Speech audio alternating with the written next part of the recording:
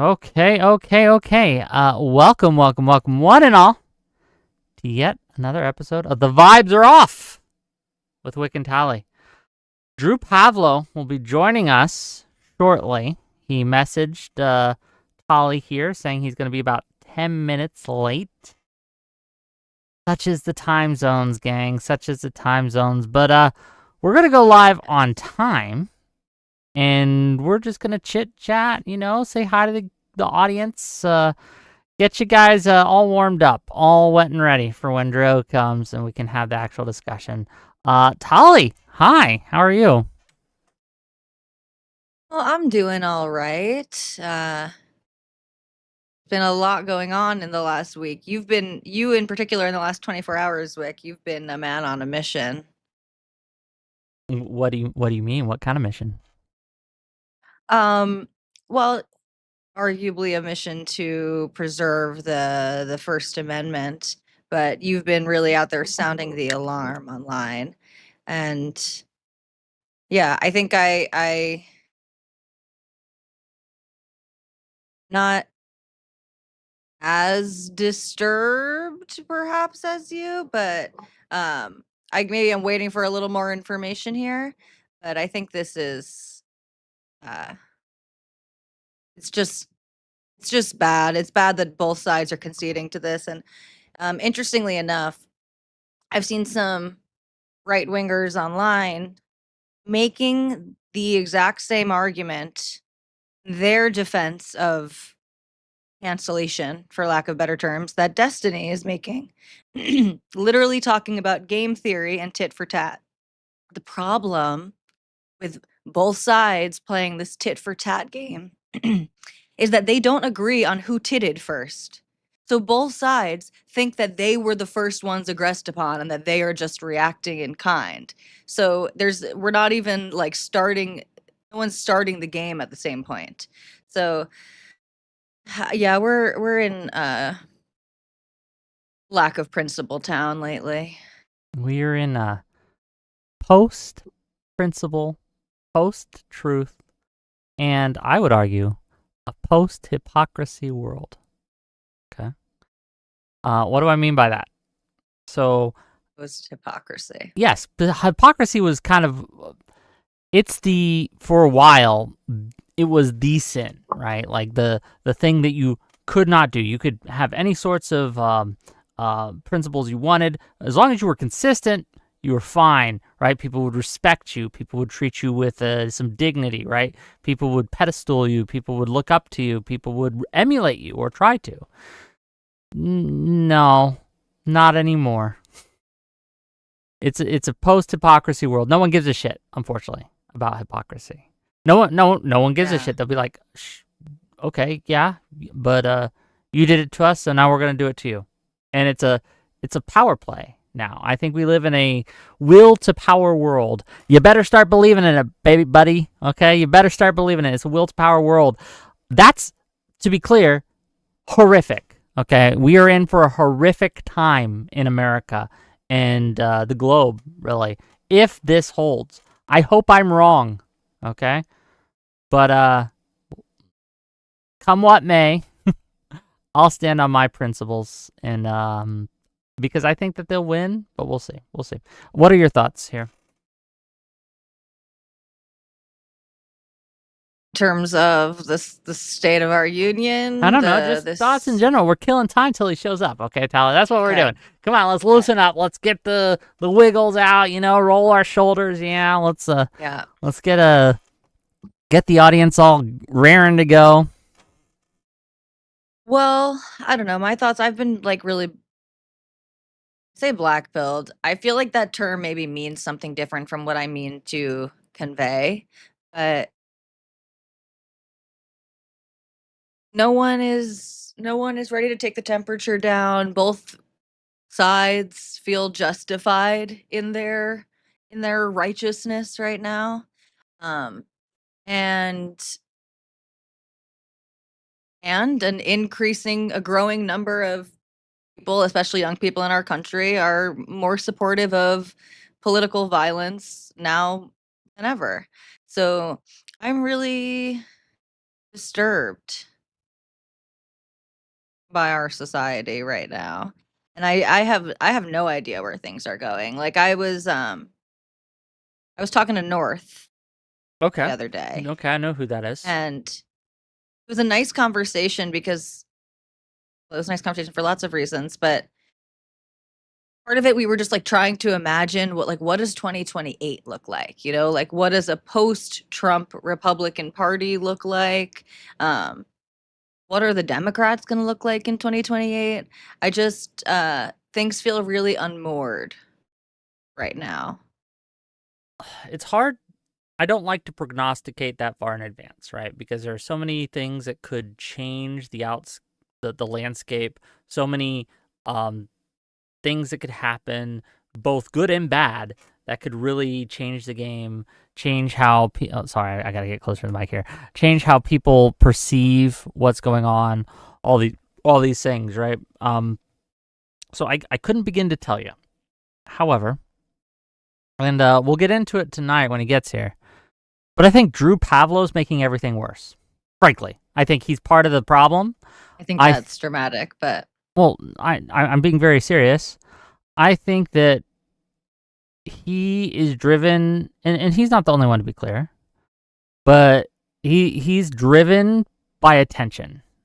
He will do whatever it takes, whatever stance he thinks will get him more of it, right?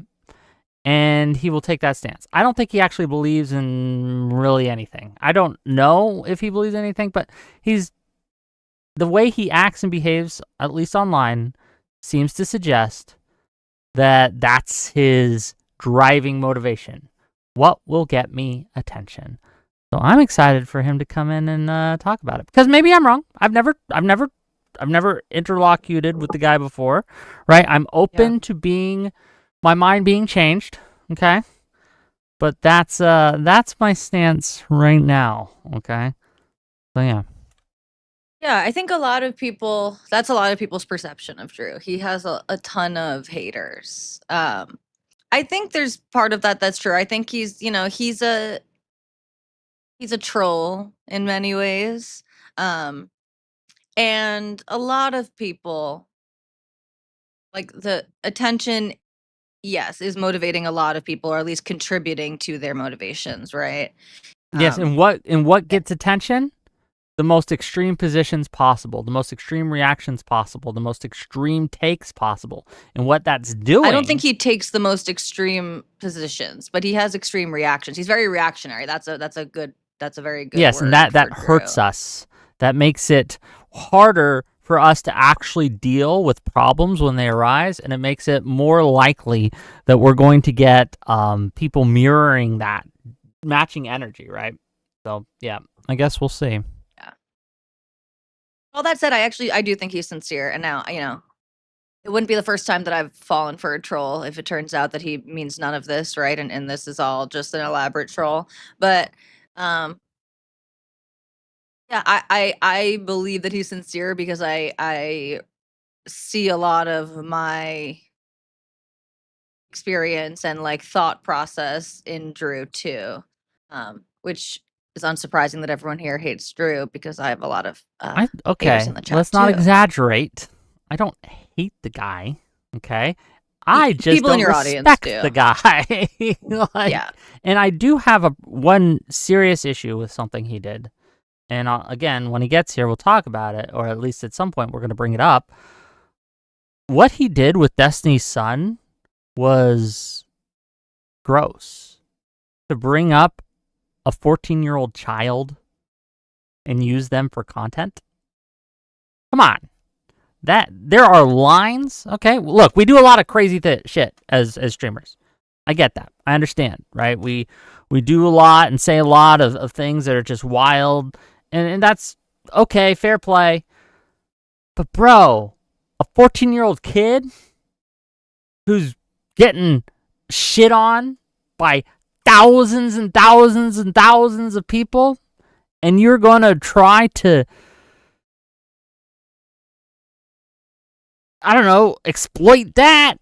Jesus Christ, dude. Okay, well, I don't want to get too worked up I before it think there gets are here, but there are more generous and less generous interpretations of it. I mean, I also think it's like it's very murky territory when it's a minor, right? And like, you know, with a famous parent and another parent that we don't know. And I again, the most generous interpretation I could say is like Drew, especially at that time, but he brings people on to have like conversational debates with them, and that's I think he fine. thought that he could like save Destiny's Son, which is naive, but and maybe you two share that savior complex a little bit. But I think he thought he was going to be able to like debate him out of being a neo-Nazi.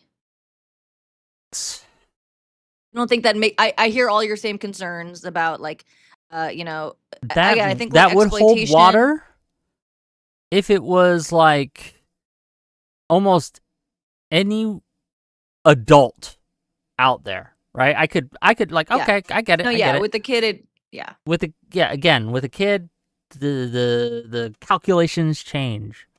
He did join the server today. I saw that earlier. Does he know where to go? Did you tell him where to show up to? Told him to jump backstage. Hopefully he'll Okay, yeah, hopefully jump in shortly.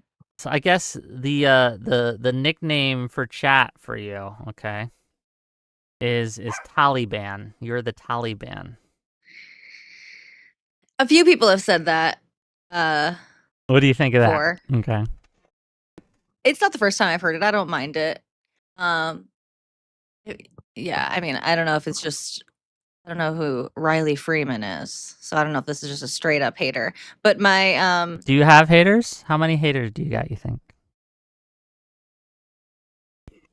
I don't think that many, but yes, I certainly have Let's some find out. haters. I'm gonna I make a have poll. that one person who like commented to you and was like that person was a little obsessed with me for a little while, but they seem to have moved on.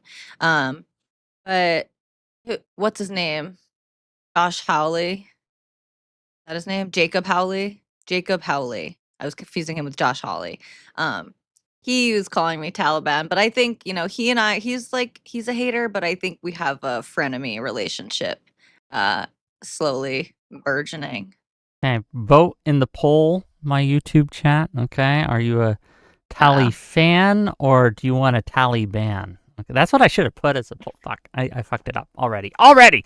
Okay, Alexander Rin for $10, just real quick, says, Whick, I think you have a little too much faith in the old guard political machinations of the left. I really think they're too disconnected from normal people to be effective. You'll have to elaborate, sir.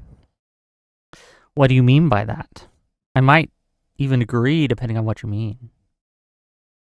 But sorry about that, just had to make a little money. But yeah.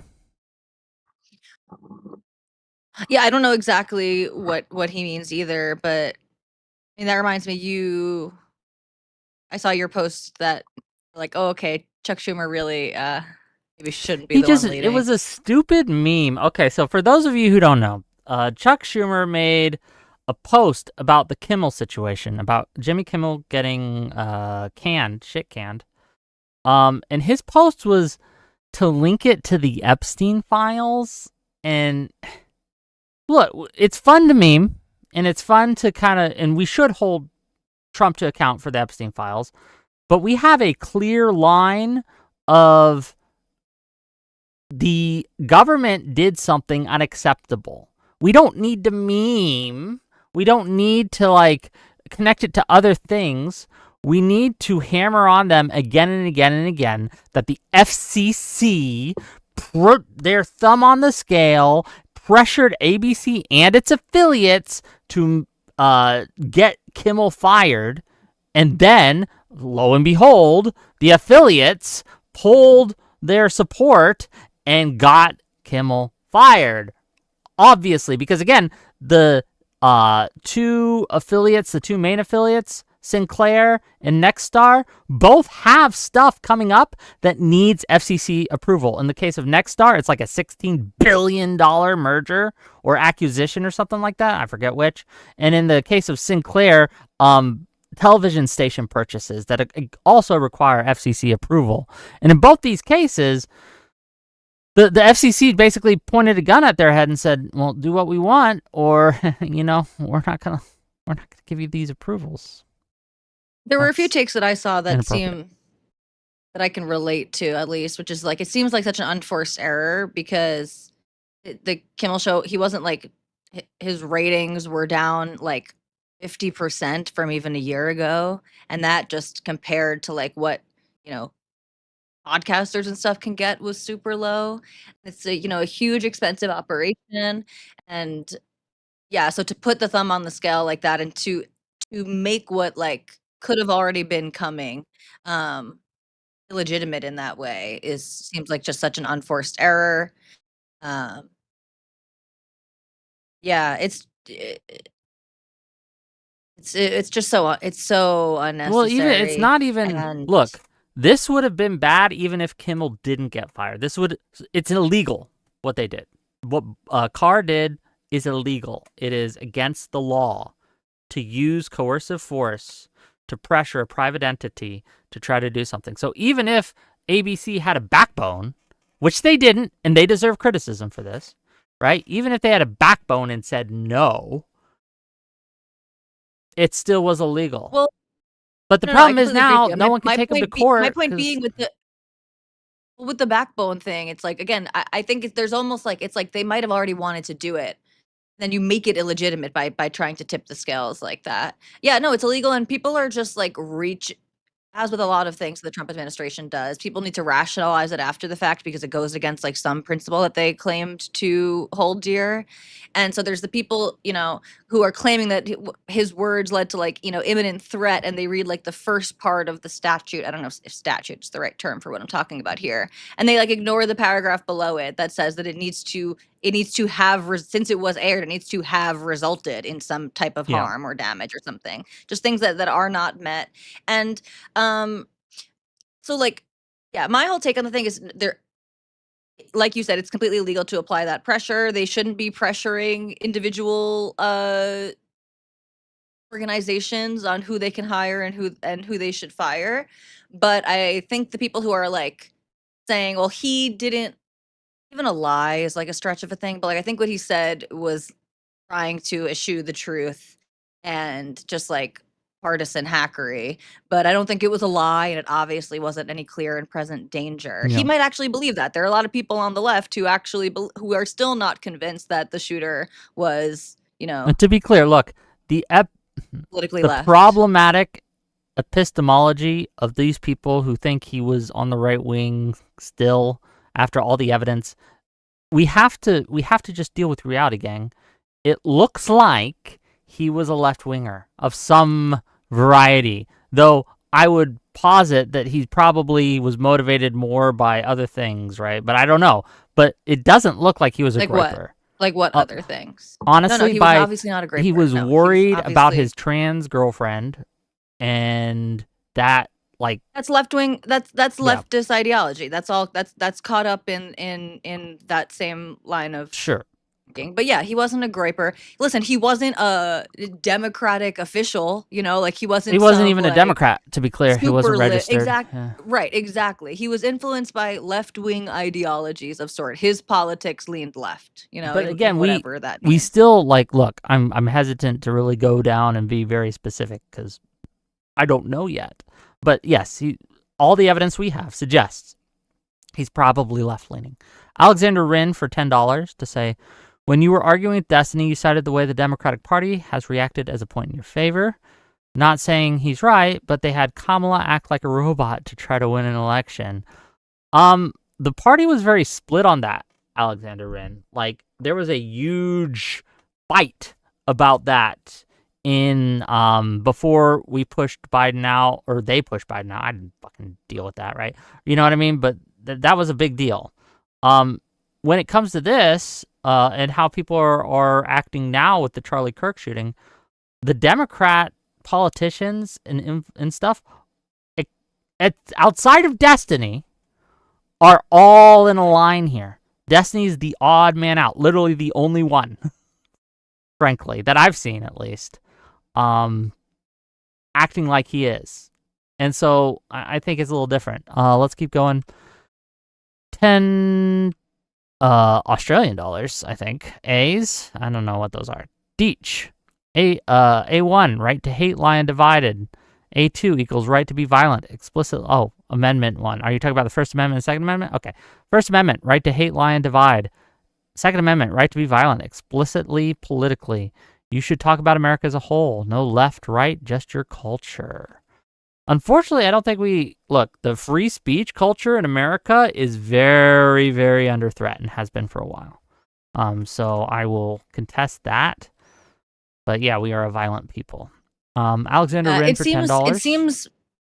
Sorry, go ahead. Yeah, sorry. Alexander Wren for $10. Say between the never Trumpers and the majority of Americans who are neither left nor right, citing someone as ideologically driven by a side should have more evidence than they supported trans people. True. Where's Drew Pavlou? I don't know. We'll see what other evidence comes out. According to his family, right, that his politics had moved to the left. Yes, obviously there are like conservatives with trans girlfriends and stuff like that. It's not it that alone would not be, indicative of political ideology. Really but it seems annoyed. like that was the. If he doesn't come. Yeah, gonna be super annoyed actually. Yeah, me too. Hopefully he's coming. Told him we're live, so. Yeah, but anyway, with regards to the First Amendment and it not being, right versus left or whatever, it does really seem, unfortunately, it's very yeah, that's not him. Disillusioning. That's not him, Testy Johnson. I know you see someone in the vetting room. I do too, but that's not Drew Pavlou. I don't know who that is. That's not him. I saw him join the Discord earlier today. He has his name, Drew Pavlou. I'll know when he shows.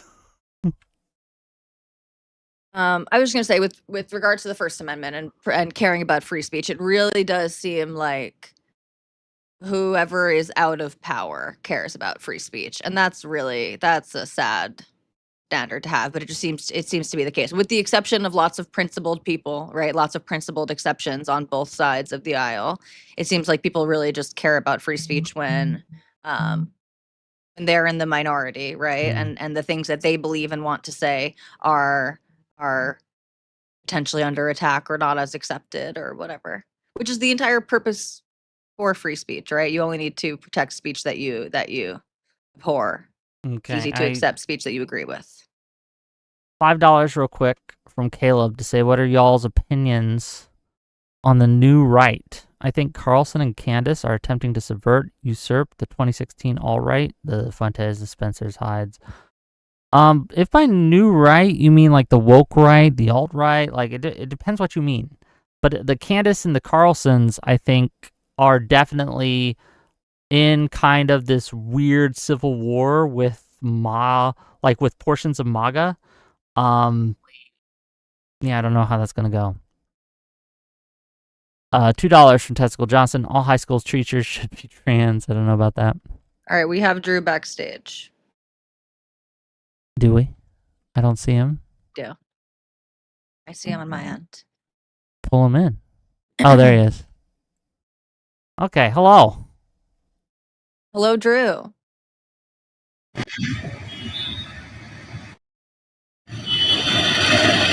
we can hear the traffic.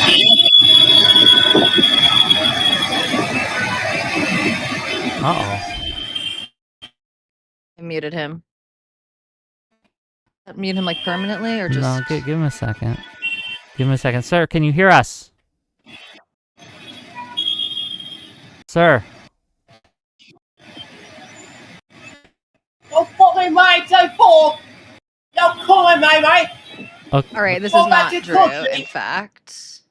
This is someone who... Okay, someone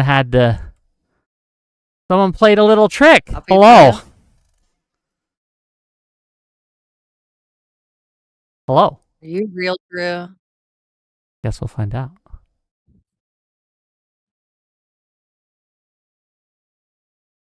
Hello. We can't hear you if you're talking.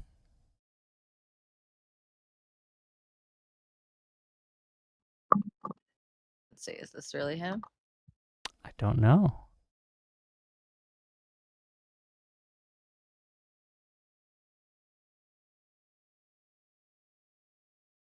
Can you hear us at least, sir?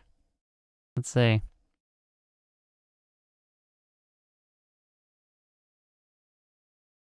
Okay, Tali. this is the real Drew. This it is the looks real like. Drew. Okay. Yes, because I have real DMs with this person. So Okay. Let's see. It's not working. Let me see if I can give him a roll.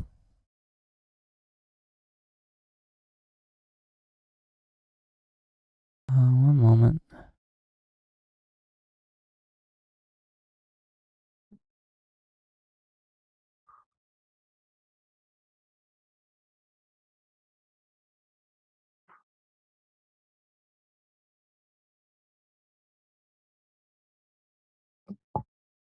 Okay, I gave him a we were temporary roll. Have catfished. him just jump in the Still pit, because if Johnson. he's on a cell phone, he's gonna need to just jump in the pit. Tell him to just connect onto the pit now. Hello. Hello. Hey, can you hear me? Yes. Excellent. We can hear you. Okay. Sorry, I'm just trying to set up my stuff. Sorry about that, guys.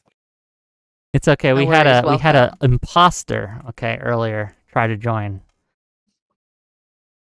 It was not Someone you. copied your display picture and display name and jumped on stage. I just can't hear you now, Awkward. unfortunately. Oh, I hear. Okay, and you can hear me? Yes, we can hear you, sir. We hear you, yeah. Okay, excellent. Sorry, I'm about to get my camera up. Sorry about this, guys. It happens. No worries. Sorry, guys. 1 second.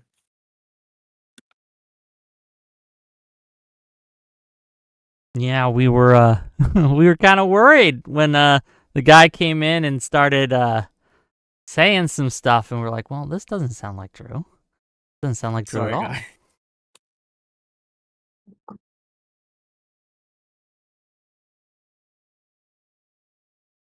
So yeah, so drill yap a little bit while you are setting up. So Yes, so you can hear me. Everything's okay. Yeah, the audio's great. We just need visual, and then we're good to go.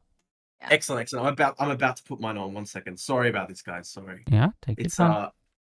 I haven't streamed for a little while, so.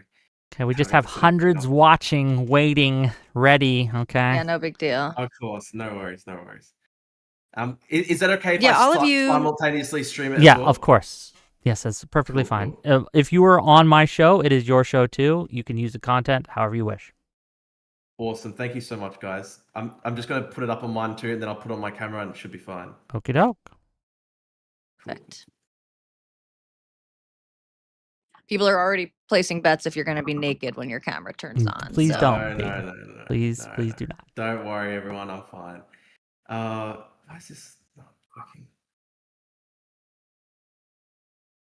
So Drew Pavlou is a internet personality. He's gone mega viral on Twitter a bunch of times. He streams occasionally. He was doing it pretty consistently for a while. Still streams sometimes on YouTube. And most people here, it seems like in the audience, know Drew because he has pissed them off in one way or another. So like Whick put in the title, this might end up being Drew Pavlou and Tali versus Whick and the entire audience. But Drew is like a former lefty activist. Always an anti-communist, if I understand correctly. Yeah. Okay. Okay, Hello. cool. So Sorry maybe you about that, can guys. I apologize. introduce yourself then properly. Tell us a little bit about No who you worries. are. No worries. So, I have a very long and winding political journey. I started when I was 19. I held a protest at the University of Queensland, which is my college in Brisbane, Australia. My protest was against the Chinese Communist Party, and I was supporting the Hong Kong protesters who were going at the same time. And my university had a really strong relationship with China. Economically, it was worth like 20% of the university's budget. So when I did that protest, they cracked down on me really hard. The Chinese government actually released articles in state media calling for me to be expelled from the university. And then the university actually went through with that, and they spent about $500,000 in Australian taxpayer money to try expel me. And basically, that was my introduction to politics. from the very start, I was sort of like attacked really viciously by people on the far left, even though I identified as like a Bernie type guy when I started out. I think just because like the issue of China is coded as conservative because Trump was talking about China as well. And unfortunately, as a result, I basically got really brutally smashed for years by the far left. And that was my experience. That's what sort of made me a hardcore. I mean, not hardcore, but like, that's what made me very strongly an anti-communist. I never would have necessarily started out as a. I would not have even described myself necessarily as an anti-communist when I started out. It was more out of a sort of. I mean, my views when I started out were kind of like Amnesty International style, upset with China's human rights record. It was more coming from a sort of like general humanitarian position, and I still, of course, care about human rights and humanitarian stuff and everything, of course. But I would say that my politics actually evolved into like basically hardline anti-communism because of my experiences with tankies, years and years of these people cheering on death threats against my family. I was assaulted multiple times. Every time I was physically assaulted, they cheered on. I had a number of death threats and bomb threats sent against my family. My brother is a college soccer player in America. He had the FBI visit his college dorm room because they did Damn. bomb threats in his they did bomb threats in his name to LAX. And he's not even living in LA, but and obviously he was cleared like almost immediately, but they did that to my mum as well, death threats and bomb threats. They got me swatted. I was protesting outside the Chinese embassy in London, and I got swatted essentially. The Chinese embassy carried out a bomb threat in my name and reported me to the police, and I was arrested as a terror suspect and held incommunicado with no access to lawyers or anything for like 24 hours, which was obviously extremely confronting and scary. And this was basically enough for me over many years to see how brutal the far left is. These people were cheering it on the whole time, everything terrible that happened to me. And eventually I just decided, like, you know, these people are evil and they want me to be dead, and I'm not suicidal, so therefore I am an anti-communist. And that's how I sort of became really hard line against the far left. It was literally just a response to my experiences. And of course, I was Okay. really sickened by world events, especially over the past 2 years, like since October 7, seeing how people immediately celebrated that. And it was mostly the same people who I knew like supported the Chinese government's actions in Tibet and all these horrible things. Mostly the same sorts of tankies.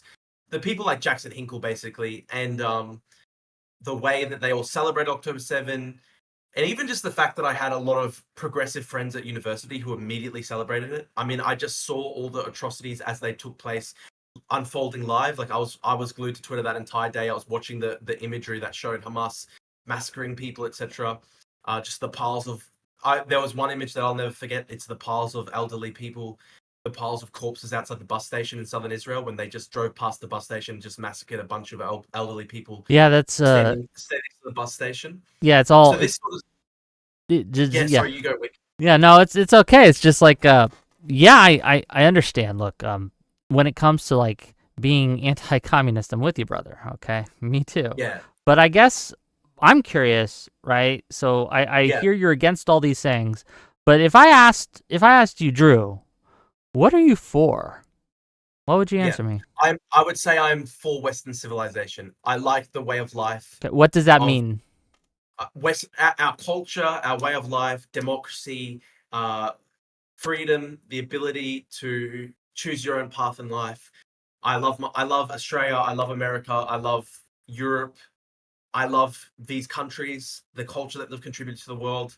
I love their people, and I just see the fact that people on the far left want to destroy all these things that I love. They want to destroy, you know, the culture of these places. They want to destroy. They are very open. They literally say that they want October 7s for Australia and America, all these so-called settler colonies, etc. And that's what made me so hardline against them. Like I love Western civilization, Western culture, freedom, democracy, and I see that these people want to destroy it, and I am opposed to them for that. And I want to have a safe, prosperous, peaceful society for people to live in. I want people to be able to raise families and have their own homes. And I look at, for example, Singapore. I think is a really good model. Singapore, where they have a safe society. It is relatively free, and they don't have crazy Islamic extremists everywhere. They don't have they don't have terrible crime. It's a safe, peaceful, orderly society, and people are able to pursue their own ends and have their own families, and it's a beautiful, nice society. That's the type of thing that I look to, and I think I would love to see that more in the West. Okay, Singapore is an interesting example. I'm not too familiar with like the demographics and the size of it and things like that, but I do worry whenever someone is like, "Well, we can just take a single culture or a single nation's model and we can extrapolate that into places like Australia or America or Britain or Yeah, wherever." I oh, So, like, my I do want to. question, I just real yeah, quick, yeah. my question is, how do we get from where we are now to this place that you want to be, right? What are some of the major steps that you would advocate for to get from wherever we are, you think we are now in the West, to where you think we should be? What how Yeah, do we get there? yeah, sure. So, I talked a little bit about my foreign policy, what I'm opposed to, and I'm essentially opposed to sort of like third worldist, uh, sort of anti-Western resentment politics, this sort of growing axis of China, Russia, Iran. That's what I'm really against at a foreign policy level. When it comes to domestic politics, Tali has probably seen me talk about this a little bit. I talk about something called dark abundance. And essentially, the idea is I really like Ezra Klein's vision of abundance, where you are very pro economic growth. You want widespread prosperity. You want public goods. You want state capacity to achieve public goods. So you want beautiful, clean public transport for everybody that's free. You want to have state. You want to have big infrastructure projects. All these things. I love the abundance vision. Cheap housing so that people can raise their families. All this stuff, of course, that's what I really like on a domestic level. But where I sort of differ more from somebody like, for example, Ezra Klein, is I think they don't take into account the public goods associated with high trust societies that are associated with low crime, high trust societies. And so I think you have to have a basic level of order in a society for it to function, a basic level of peace. You can't have things like, for example, the murder of Erna, that young Oh Ukrainian yeah, it woman was on the train horrific. in Yeah, Charlotte. yeah. Um, so Noah Smith wrote about this. He's a liberal thinker that I like, and Mick Solana as well wrote about this in the Atlantic. I think essentially the idea is that abundance is a great vision, but you need to take into account things. You need to take into account non-economic goods for non-economic public goods. Essentially, stuff like high trust, social cohesion, a How do we basic get level that? of state. Yes, so this is where I think you need to have extremely harsh punishments for crime, really strict punishments for crime. Like what? Um, Give me like the you're like talking in for example, generalities. yeah, I yeah. want I'll give you an example. specifics.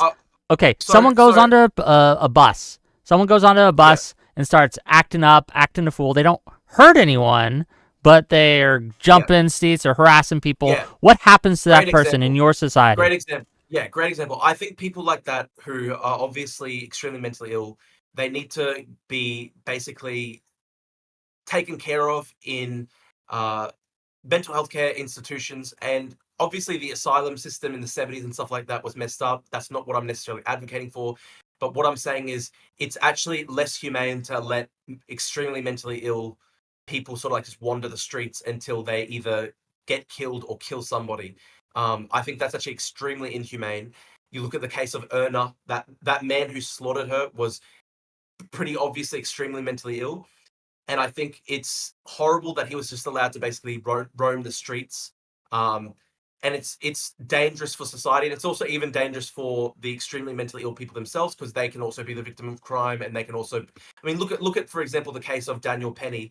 I think it's sad that the guy died, and the reason why that guy died was because he was an extremely mentally ill person, sort of just roaming around the streets. He wasn't really able to actually look after himself. He wasn't actually really able to live in society in a safe way. It's not safe for the public. It's also not safe for these guys as well, because they can also be victims of crime when you're extremely mentally ill and you're not able to really look after yourself.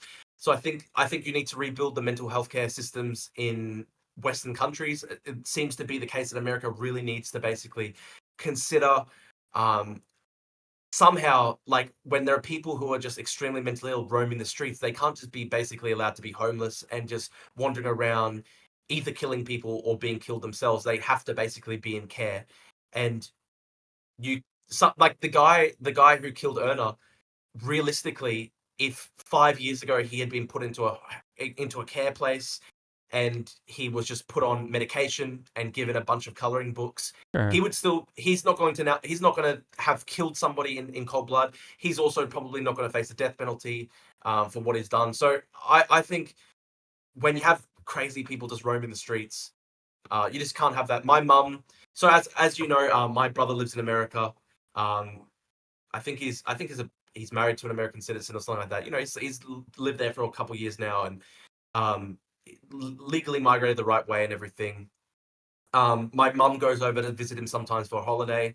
She was in Wall Street. I think it was like October last year. She literally went to Wall Street, which is of course like a really famous tourist area of New York City. You would think it's pretty safe. My mum from Australia, and it's funny, my mum's like a conservative. She's like a big Trump supporter and everything.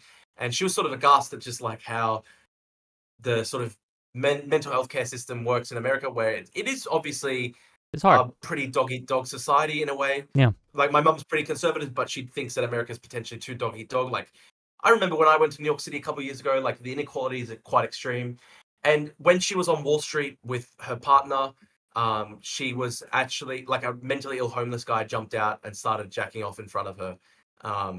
And like that's my mum who's gone to America to visit her son as a tourist, and she loves America. It's inappropriate. Yeah, I understand. I get it. And so this stuff is real. And basically all my friends who live in America have so many stories like this. My brother has stories like this where it's pretty unsafe sometimes to go on the train. I've got I'm friends with Shark Zadeh, who's like a really funny, interesting Muslim thinker in New York City, and even he's like, yeah, you just can't have these insane, mentally ill people walking around on the streets, lighting people on fire. Yeah, I get it. He hates the chaos. Yes. And yeah, so that's what I'd say. You need a proper mental health care system. Proper mental health care system. Get people off the streets. You need to lower migration in a range of Western countries. I think. Hold on, one at a time. One at a time, because we'll deal with the mental health. Let me just 1 second. I just need to make sure that my stream's working. So give me 1 second. Sorry. Oh my God. I think Tali. Okay, go ahead, Tali, because otherwise, okay, go ahead. Yeah. Okay. I think well, people are just like really triggered by him and what he has to say, but there are people in the chat saying like, "Oh, okay, so we should just like put homeless people in camps. We should just lock them all up." And yes, literally, if you are out on the streets and you are mentally ill and living in your own filth, yes, you either consent to go to a mental hospital or you go to jail. It can't come at the expense of everyone else living in that society, making it unsafe for them. And it's the lie that it is somehow more dignified as long as you have choice, right? As long it's like this, it's like a fetish for consent. Like, well, if the person doesn't consent, then the most dignified thing that we can do is like let them have their agency, and that it's somehow more dignified to live in filth on the street screaming at people on the corners than it is to be institutionalized in a mental hospital. So I think people do need to take this stuff more seriously, and it does feed into the low trust that we have in our society. And petty crimes are bad for the economy, they're bad for business. All of these things really do interplay with each other. And I think there are just so many people who just don't take this stuff seriously, and they do so at their own demise. Like, this is part of for all the people who are so concerned about Trump and the Republicans and what they see as a reactionary backlash. Well, you feed that if you insist that it is somehow more dignified and better for cities like New York to have people, living in their piss on the subway than living in a hospital bed. I don't disagree entirely with the premise that there needs to be a more robust system for mental health and dealing with those who are suffering from mental illness in America. My concern, however, is that we have an administration that is right now looking to classify all trans people as too mentally ill to own a gun. So if we have a system in place, if we craft a system where they can involuntarily commit you for having mental illness, and then they start to classify certain groups as mentally ill, like soldiers with PTSD, right? Or other things. I think that you are correct in that there needs to be a system in place. But I do wonder, how do we prevent the government from overreaching, right? And using this system, whatever system we may put in place, to really just kind of classify their enemies as mentally ill and then dealing with it accordingly. Yeah, look, obviously I would be against that. I don't want to see that happen. I think America does have a lot of safeguards in place because it is a democracy. Obviously, I'm not talking about political opponents being committed involuntarily. I don't want that to happen at all. I'm talking instead about like people, like for example, the guy who killed Erna, or for example, the Sure. guy who lit that woman on fire on the New York City subway. Yeah, but no one disagrees with you, right? No one disagrees Yeah, with you yeah. that those people should have been in some sort of care facility. The question is, and That's why what it's we're hard, talking about. yeah, but why it's hard to kind of craft these systems is it's in the places where we disagree, right? The places where I'm sure it is it's hard harder to determine whether or not someone's actually a danger to themselves and others. That Well, where do we err? we have these independent bodies that are accredited, right? And the APA is very, very far from perfect. But y- y- yes, I agree that whoever's in power at that moment, whichever administration is in power, should not be able to point at groups of people that they dislike or distrust or something and say these people are inherently more dangerous. But we can look at what like so. I agree with you, Wick. I don't want trans people to be barred from having guns at all. I think Yeah, that's I agree. ridiculous. Most people would agree that people who are schizophrenic shouldn't have access to guns. Like we are able to draw a line somewhere. And it's like, yeah, no, trans people are not too mentally ill to own a gun, and being trans, it is recognized as a mental disorder. That's how people get the qualification to get treatment and to transition, right? As they get diagnosed with gender dysphoria. And yes, you're right, Wick. Like you could have a nefarious actor who could try to make a bunch of these things, uh, exclude people on a bunch of these different bases. But we that's how all of our like that's how our democracy works, right? We have subcommittees of supposed to be experts and stuff who bring their knowledge to bear. So I like yes, it will be difficult. And that's not a reason to not act, right? Like the two Yeah. choices can't be we're afraid that we'll lock up everyone, so instead people just live in their filth on the streets. Yeah, and I would Go say ahead. like this is essentially the entire project of democratic politics, which is balancing the public good against individual freedoms. And I think it's very legitimate in a democracy to have these debates and to work out the right way to go about it. I'm somebody who does love individual freedom, but I don't think that the individual freedom for crazy people to just like roam the subway committing crimes and doing terrible stuff. I think that should not supplant the public good of safety and a decent level of public order. And so I'm really, I've become a bit more conservative in recent months. But there are different strands of conservatism, right? And you had for a long time the sort of Reaganite Thatcher type model, and the Thatcher model was essentially she literally said there is no such thing as society, and that's something I'm really against. I'm not in any way a kind of like extremist libertarian. I'm actually more of a communitarian because I did come from the left, right? And so I think things like I care about public goods. I care about I care about society as a whole. I care about the good of the community, and that I think is supposed to be the best part of the left, which is Should the good of the communitarianism. community, though, outweigh the freedom of the individual to make a choice? Let's talk about not so much mental institutions, but let's Well, talk give about At a something certain else. point, Just real yes. quick, please. One of the give an things that example. happened recently is we had the firing of Jimmy Kimmel from ABC, from his Tonight Show or live show, or I forget exactly what the name of the show was. I never really watched it. He's a boring guy. Many are saying that Kimmel should not have been allowed to say what he said on live television because it. So I disagree with that. Yeah, you disagree with that? You think that he should Yeah, have been I allowed to say it? Go ahead. look. I do find what he said offensive. I dislike what he said. And I'm against what he said, but I don't think that the government should be involved in the decision at all. I don't like that the Federal Communications Commission pressured the network, the FCC. I think that's really wrong. Funnily enough, Brendan Carr, the FCC guy, like 3 years ago, followed me for like a week and then unfollowed me because I was anti-Trump at the time. But I think it was really bad that the FCC intervened and made that decision. I think the funny thing is you actually look at the ratings of these late night TV shows and they've actually been cratering for a couple years now. And I mean, I don't really even I never really watched them. I don't really like them. I think the only one I ever really liked is who's the British guy again? John Oliver. Yeah, I like John Oliver. Yeah, I always funny. thought that John Oliver was funny. I didn't really like the others. Never really liked Jimmy Kimmel. I think what he said was offensive and stupid, and I found it offensive. But I don't think that what was the FCC offensive should part actually of it to you? Well, he said that the shooter was MAGA, which is a lie. He wasn't a MAGA shooter, and I think that is I don't offensive. think he said that.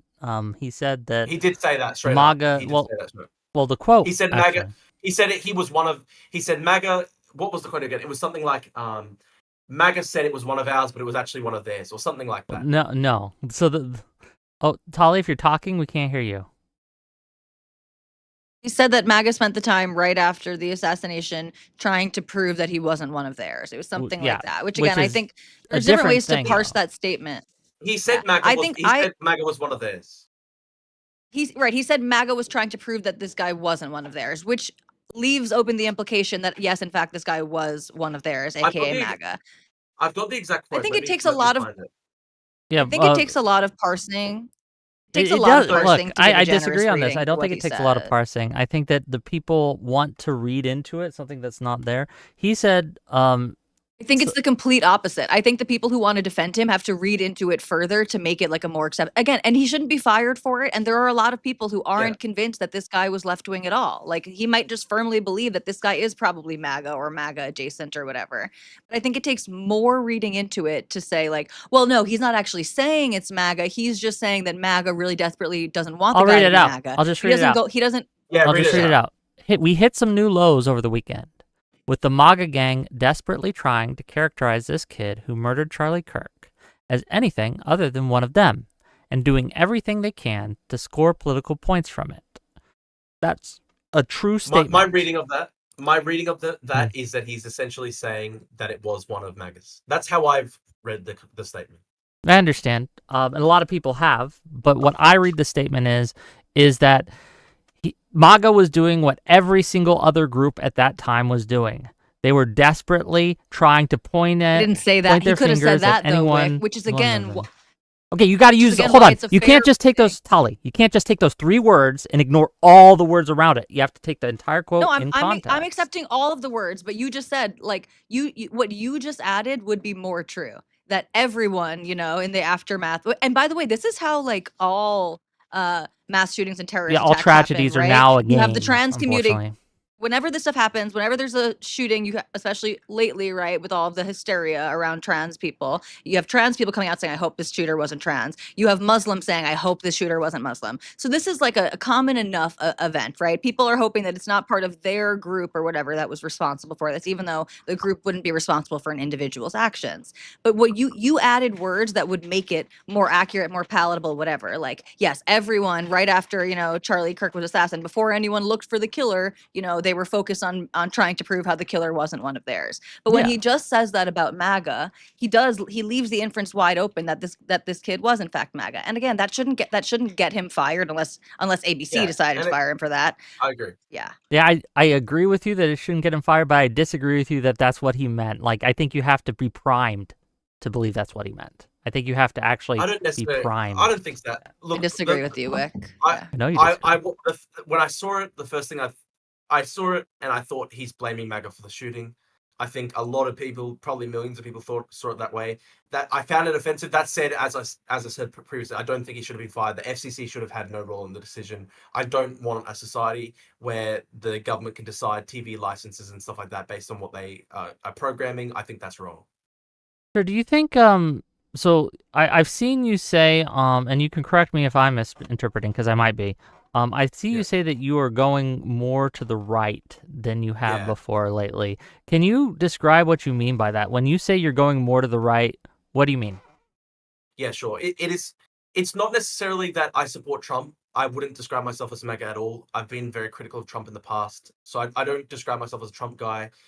And I don't even think I would necessarily vote for the Republicans, which is of course theoretical because I'm Australian anyway. But just in general, I think I've become more of a philosophical conservative, just in the sense that I have this growing distaste and disgust for just the reality is it is massive sections of the left, which, you know, October 7, there was immediate celebrations in the streets and there was immediate gloating, like this is what it means to have decolonization. And we've seen that for 2+ years now with people like Hassan Piker who've just basically been gloating and cheering the whole time about it. And then you have horrific incidents of crime like the Erna thing, and immediately you saw Van Jones on CNN say, "Oh well, hurt people hurt people. Really, we should consider why this guy was hurting so bad that he just decided to slaughter someone on the train." And like, I just think that is such a I think it's just indicative of this really strange mindset where a terrible crime takes place, and for some reason, liberals and leftists, the immediate sort of mental gymnastics that take place is we should consider the empathetic perspective of the perpetrator, and I just can't understand that. I think it's so wrong. Like when I see the murder of Erna, never in a million years would I think, oh, I wonder whether the guy who killed her was hurting really badly that day. I just don't care whether he was hurting. Again, I think he should have been in a mental institution or something like that. But it's just this really weird, strange mental gymnastics that takes place where the empathy somehow always seems to come on the part of the perpetrator. I was the victim of crime in June where my car got broken into, people stole my wallet. And I posted about this online. I was so upset about it because it wasn't just they took my bank cards and they took Yeah. $1,000 off my bank cards. It wasn't just the money though. It was the fact that I had in my wallet like notes from a departed family member that I saved with me because it was really important to me sentimentally. So that losing the wallet, the $1,000 didn't even really mean much to me. It was losing that sentimental link that I had to a departed Yeah. family member, I understand. which kills me, right? And I was so upset. You feel a great sense of violation when your car's been broken into, someone steals your wallet like that, and you lose essentially something that was really important to you. Like, part of it is so frustrating, right? Like, I wouldn't care. Take the fucking wallet, take the fucking money. Yeah, But it leave the hurts. fucking It's leave a the violation. fucking notes, right? I get it. So what killed me in the aftermath of that was straight away, and it wasn't just one person, it wasn't just two people, it was literally like hundreds of leftists who they either gloated because they're like, oh, we fucking hate Drew because he's against tank, he's against. There were heaps of Hassan Piker fans, for example, who were like, Yeah, oh, this hold is on. Just awesome, I'm so glad this happened to Drew. And then there were also just a lot of people who were like, oh well, consider it from the perspective of maybe the guy who did this was really poor and they really how needed your much? wallet. And What is the percentage of fuck no. leftists, right? Whatever you think of as leftists, Yeah. that you think engage in this behavior? If you have to get it, like, guess. I understand we don't have like a scientific It's poll. very look, it's I don't think it would be helpful for me to guess, but what I would No, say is no, the because problem this is yeah, important, and the reason I'm asking I would you, say right? Just real I quick. would say I would say that it is, from my own personal experience, it is distressingly mainstream to the point that you literally have Van Jones, who is one of the most famous liberal talking heads in America on CNN, who his first reaction to the Erna killing was to go, "Well, we need to consider hurt people hurt people." It's like, no, not at all. Like, there's no conceivable dimension of This the this universe is this is where the where we're hurt gonna of this guy. disagree. This is where we're gonna disagree again, because I don't think that it is a Explain it to me. significant portion of the left, quote unquote, that engages in this behavior. I think that there are a worryingly, it's larger than I would like, by all means, right? That the left Is it? engages in this, but like, I think what you're doing here is people are being mean to you online, and you are using that to drive your view of the world. And I promise you, But outside of that, but it's so easy. It's so okay. Here's the thing, though, right? Like, it's so easy to just go, oh, they're just a bunch of people being mean to you online. But you have to consider my perspective, right, man? I've literally been swatted, like to the point that I was literally held incommunicado in a prison cell for 24 hours without any access to the lawyers, no access to the Australian High Commissioner, like the embassy in London. I was literally held as a terror suspect for 24 hours because I was swatted by one of these far left people. I've had literally a campaign of death threats against me for 5+ years since I was 19 years old.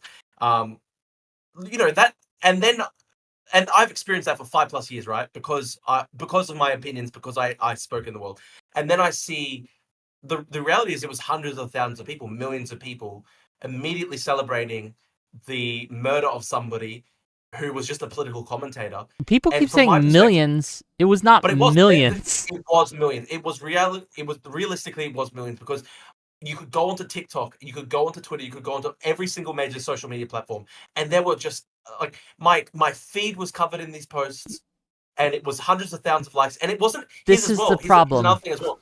You can say this as well. You might go, oh well, they're just trying to Russian bots. But why is it the case that I logged onto Instagram that day, right? And there were at least like 10, 15 progressive kids that I went to university with that I would have been friends with 4 or 5 years ago, who had as their Instagram stories, oh, this is actually justified. This is actually good.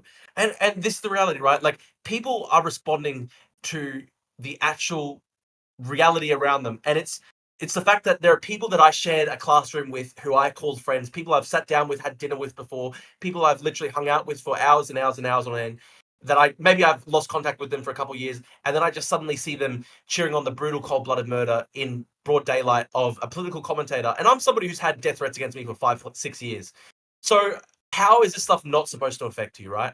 I don't accept this assumption where people go, oh, well, it's just a bunch of people being mean online. Like, it's actually a response to reality, right? And it's like I feel like it's like the 60s all over again, right? There was a conservative backlash to the far left in the 60s, people who would go out and do the Viet Cong chants, and there were literally thousands of bombings by far left groups around America, over there are riots, all this stuff, and people hate this stuff. The reality is, normal people hate this stuff. They want to have Normal people peace and yeah, you're correct. Normal. Yeah. And Tali, if you're talking, we can't hear you again. I don't know what the dealio is. Oh no, I don't know what it is. Can you hear me now? Yes, there you go. Okay. But before you go, I'm gonna give Okay. you the mic in a second, right? But I think that, and this happens to a lot of people. It's not just you, Drew. But this is what's kind of driving a wedge between us as people, is we are fed by the algorithms to see the most extreme takes that we possibly can. So the normal takes, they don't get traction. But I would posit to you that 90% of people out there on the left and the right were horrified at Kirk's death. They did not celebrate it. Two things, right? Like, one, I understand the argument that this is just the algorithm feeding extreme content, but that doesn't explain why there are like literally more than 10 progressive kids that I went to university with, that I was friends with for years, who their instinctual reaction was to celebrate. It doesn't explain that. These are people I know in real life who instinctually celebrated. And secondly, it doesn't explain why, like, AOC literally yesterday was right up there in Congress. She immediately was giving a speech basically denouncing the legacy of Charlie Kirk, basically saying, oh, he's an evil person, all this sort of stuff. And it's like, hold on, you can say that? That's not celebrating the murder. Okay, let me respond. That's not to that, justifying the murder. That's not condoning the murder. And the fact that you're lumping in AOC with the people you were saying are celebrating the murder, that's the problem. Okay, that's let the me problem, respond to that. right? I'm not saying that she's necessarily celebrating the murder, but this is the hypocrisy that I want to call out, right? But you were just talking about the people you saw in your life who celebrated the murder, and you went into AOC as if they were the same. Okay, but let me explain what I mean by AOC, right? Again, I know that she formally condemned the murder, but this is what I'm trying to point out. So when this happened, right? If you go back 5 years when George Floyd was killed, and again, it was a horrible killing, he should never have died. But when George Floyd was killed, you didn't see AOC immediately get up in Congress and deliver a speech like, guys, we need to consider the fact that he had all these previous convictions and that he had held a gun against a woman's stomach and almost killed somebody in a home invasion. Nobody did that, right? So because he wasn't a political public figure like Kirk was for years. But you can say that. There's a but difference. There was also, no, but dude, it's not simply the fact that I've seen people make that take where they said, oh, well, it was just actually objecting to his killing. We weren't actually venerating him. But wait, hold on. Wait, Drew. Drew, we can answer this quickly. Whick, when George Floyd was killed, okay, and you had people immediately coming out and saying, or when anyone gets, when there's a black man killed or there's someone killed, right, in a famous thing, and it's caught on camera, and people immediately go out and look for that person's criminal history, right? And then you have people who immediately come out and say, this guy had all of these different crimes. He was arrested here, here, and there. He was a threat to society. Why are those people saying that? Depends. A lot of them will say things like, yes, he should have never been in this situation. If the criminal justice system had been doing its job, he would never have died. There are people who are doing it like that. That's fine to do. That's a fine argument to make. There's nothing condemnable about that. Why are the but there are other people who are doing it who are saying, and that's why I'm glad he's dead. But here's the thing. Those people will say that 90% of the time. They will say, and that's why he deserved it. AOC did not do this. Many on the left are not doing this. They are saying political violence because there are many is on never the okay. left who are not that crude. They are not as crude as some of the people on the right who would speak like that. And this is so. Listen, I think there is a lot of things that are getting lumped together, and like I don't know if I'm going to put AOC in the same category. And by the way, I think a lot of this speech, there's so much plausible deniability that it's like it's nothing that we can like. It's not a there. It's not. They're not committing an offense by doing this, but you had people after the embassy workers shooting who came out and said, of course they should not have been shot, but they did work for the genocidal Zionist regime. And, they were there getting together, planning on how they could block aid from getting into Gaza. Violence is never the answer. They should not have been shot. We need gun restrictions now, right? You can say all those things. And when the other half of your butt, you are giving a rationalization, even if that's not the purpose. And like you said, Whick, there are people with multiple purposes, right? There are some people in the George Floyd case, right, who are just trying to say, look at all of the failures of the system leading up to this. There are some people in the Charlie Kirk case who are saying, well, I don't want to whitewash or sanitize this, right? But there are other people who are saying, well, yeah, he was kind of a piece of shit, so whatever, I don't really care. Like, A lot of people like I that. don't, I'm not, A piece of people like that. yeah, like yes. And I think too, like, you can say that it's a tiny portion of people who are celebrating, and we can put Charlie Kirk even like to the side because especially when Charlie Kirk said a lot of inflammatory things that were going to upset a lot of people. That's sort of undeniable. But even when we think back to the Luigi Mangione shooting, there was that I didn't think I could be really shocked anymore, but I was shocked by how many normal people But when were you just saw like, the polling on it, and this is the thing, this is exactly, thank you for bringing up Luigi Mangione, because when you saw the polling of this, it was like very, very small percentage of people who were actually okay with it. Okay, so we're being shown this 5% of the public, and we're assuming it's 50%, and that's the issue I'm having. Anyway, but again, but first of all, it doesn't need to be critical. Doesn't need to be critical mass for it to be a problem. It doesn't need to be 51% for it to be a problem. And again, to Drew's point, it's not just the crazy people online. It's not just the, borderline personality TikTokers. It is random people that you went to high school with and middle school with and college with posting these like nihilistic, super snide remarks on social media. And again, even if they're not saying, well, I'm glad he's dead or he deserved it, they are leaning into the political messaging of, well, maybe now we'll finally have a conversation about healthcare in America. Like that is a rationalization of the violent murder against Brian Thompson. And again, I don't think any one of those individuals saying these things are inherently evil. And I don't think that they should be culpable for any crime. They're not responsible for the murder. I don't think that they're trying to encourage it in the future. But we had conversations about like stochastic terrorism and stuff and the way that people rationalize these horrible events. And again, I get defensive because people make the exact same accusations about me, like, oh yeah, Tali only changed her political views because people online were mean to her. And then I say the same thing as Drew. Well, no, actually, it wasn't people online, right? It was people in my real life. It was the people around me, my peers, my cohort.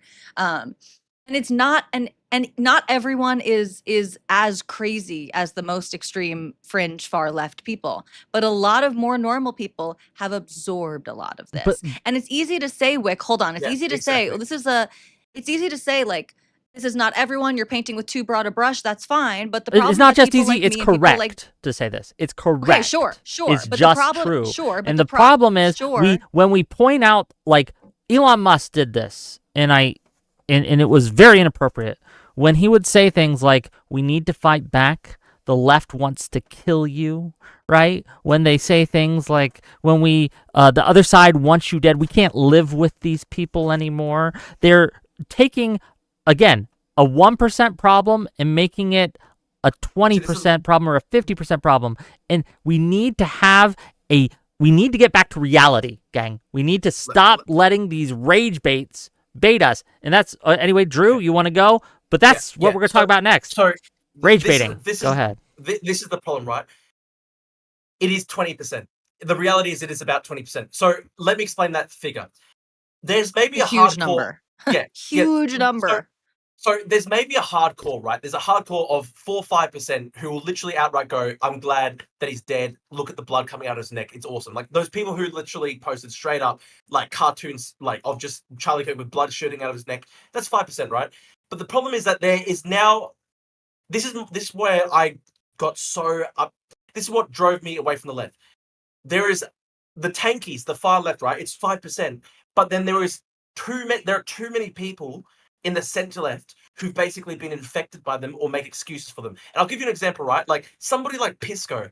Pisco is not a tanky, but he's someone who like literally was saying to Destiny, "Oh, bro, like if the choice is between Hassan Piker or Trump, I'm choosing Hassan Piker." And it's like, no, dude, Hassan Piker literally wants to basically kill Tali because she's Jewish. So I'm never in a million years ever like working with Okay, please Hassan Piker. Don't take people answering a hypothetical that's meant to be extreme and insane as a indicative of their actual positions on things. I have problems with Pisco too. Though. I get it. Look, Pisco can be a lot, right? I like him a lot of times. I don't like him a lot of other times, right? We go the rounds. He's a very annoying guy. Very annoying guy. But at the end of the day, like this is an extreme hypothetical meant to illustrate like a point, but don't take him like it's a hard decision, right?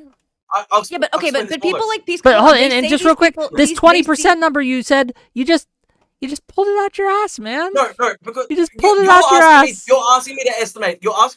This is based on my own personal experience.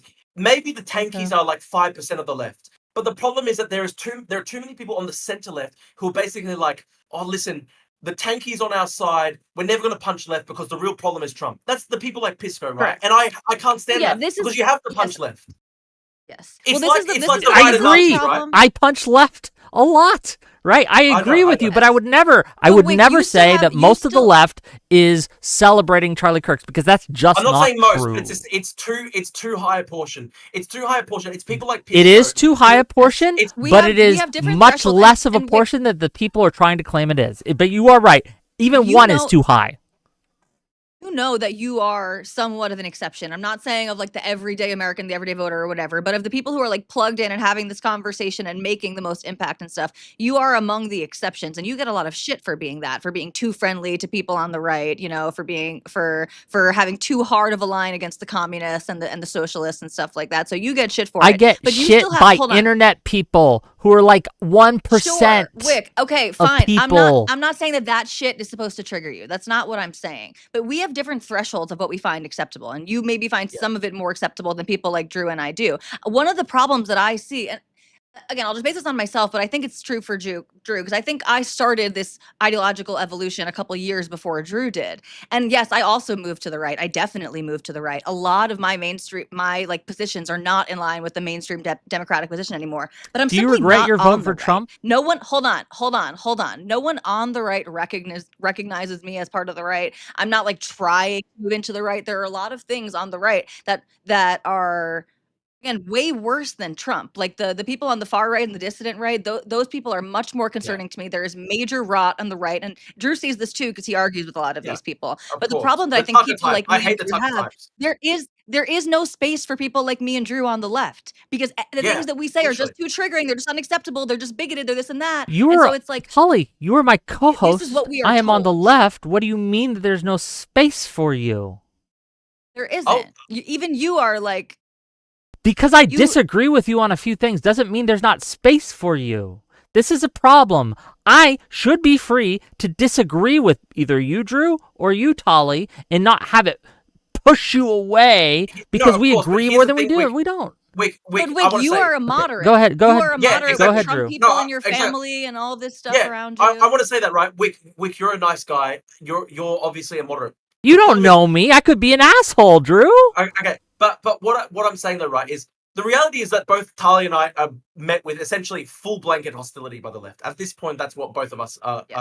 And I think one of the big things for me was when Zoran Mondani won, there were a number of centre-left people, even people like Ezra Klein, who I really respected, who were like, oh, you know what? Actually, we have to accept that Zoran is part of our coalition. And it's like, no, it should never be accepted like that.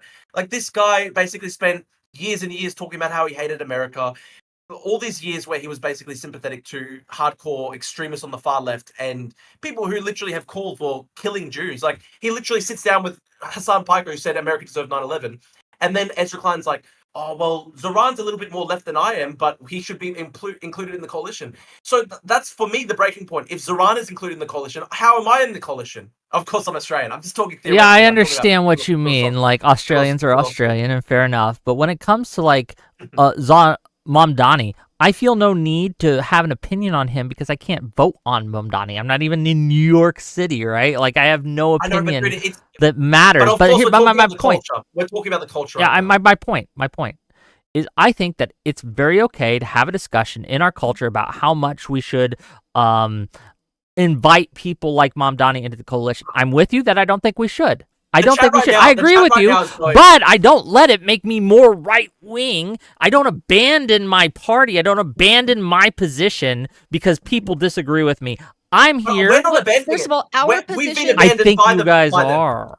You say you are. Also, our positions have changed. Hold on. And Drew, I wonder if you will come to see this differently too, because I think sometimes you don't help yourself in the way that you describe your journey, because at least for me, I feel two things. I do feel, again, abandoned by the left or whatever. Like the things that I believe are just outside of the Overton window that the left is willing to accept. A, but that's because B, my views on a lot of things did change. You know, I started reading different things and listening to different things, and it's not good to get stuck into a right wing echo chamber either. And I spend most of my time getting beat up in liberal spaces lately, anyway. But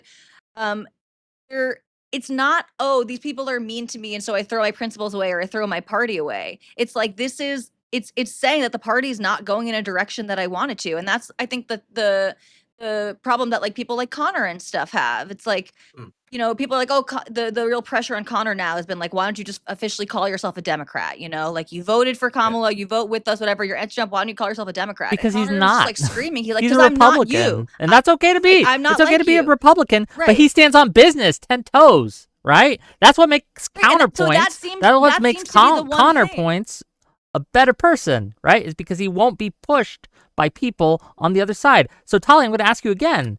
Do you regret your vote for Trump? You're so funny, Whick. Just like taking over people. First of all, you could at least read it that this was a super chat. We'll get to the super chats in a second. I don't like with the Trump administration. I'm being as honest as I possibly can, and no one likes my answer, so I really don't give a shit at this point. I am not happy with what the Trump administration has been doing. Nothing. It's completely unprincipled. There's no wins that have come so far for me. Directionally, some of the things are things that I would like to see, but no, I have no love for Trump or the MAGA movement or any of these things. I wouldn't go back and vote for Kamala. People don't like that answer. That's my answer. What about you, Drew? If you were an American and you could vote in an American election, who would you have voted for? Knowing what you do now, like being right now, who would you have voted for in 2024? Kamala or Trump? Look, great question. Because I still think I could. I don't think I could ever say that I could vote for Trump, because I still really dislike things like January 6th and stuff like that. I dislike stuff like the FCC censoring Jimmy Kimmel. I dislike his economic policies, a lot of different things.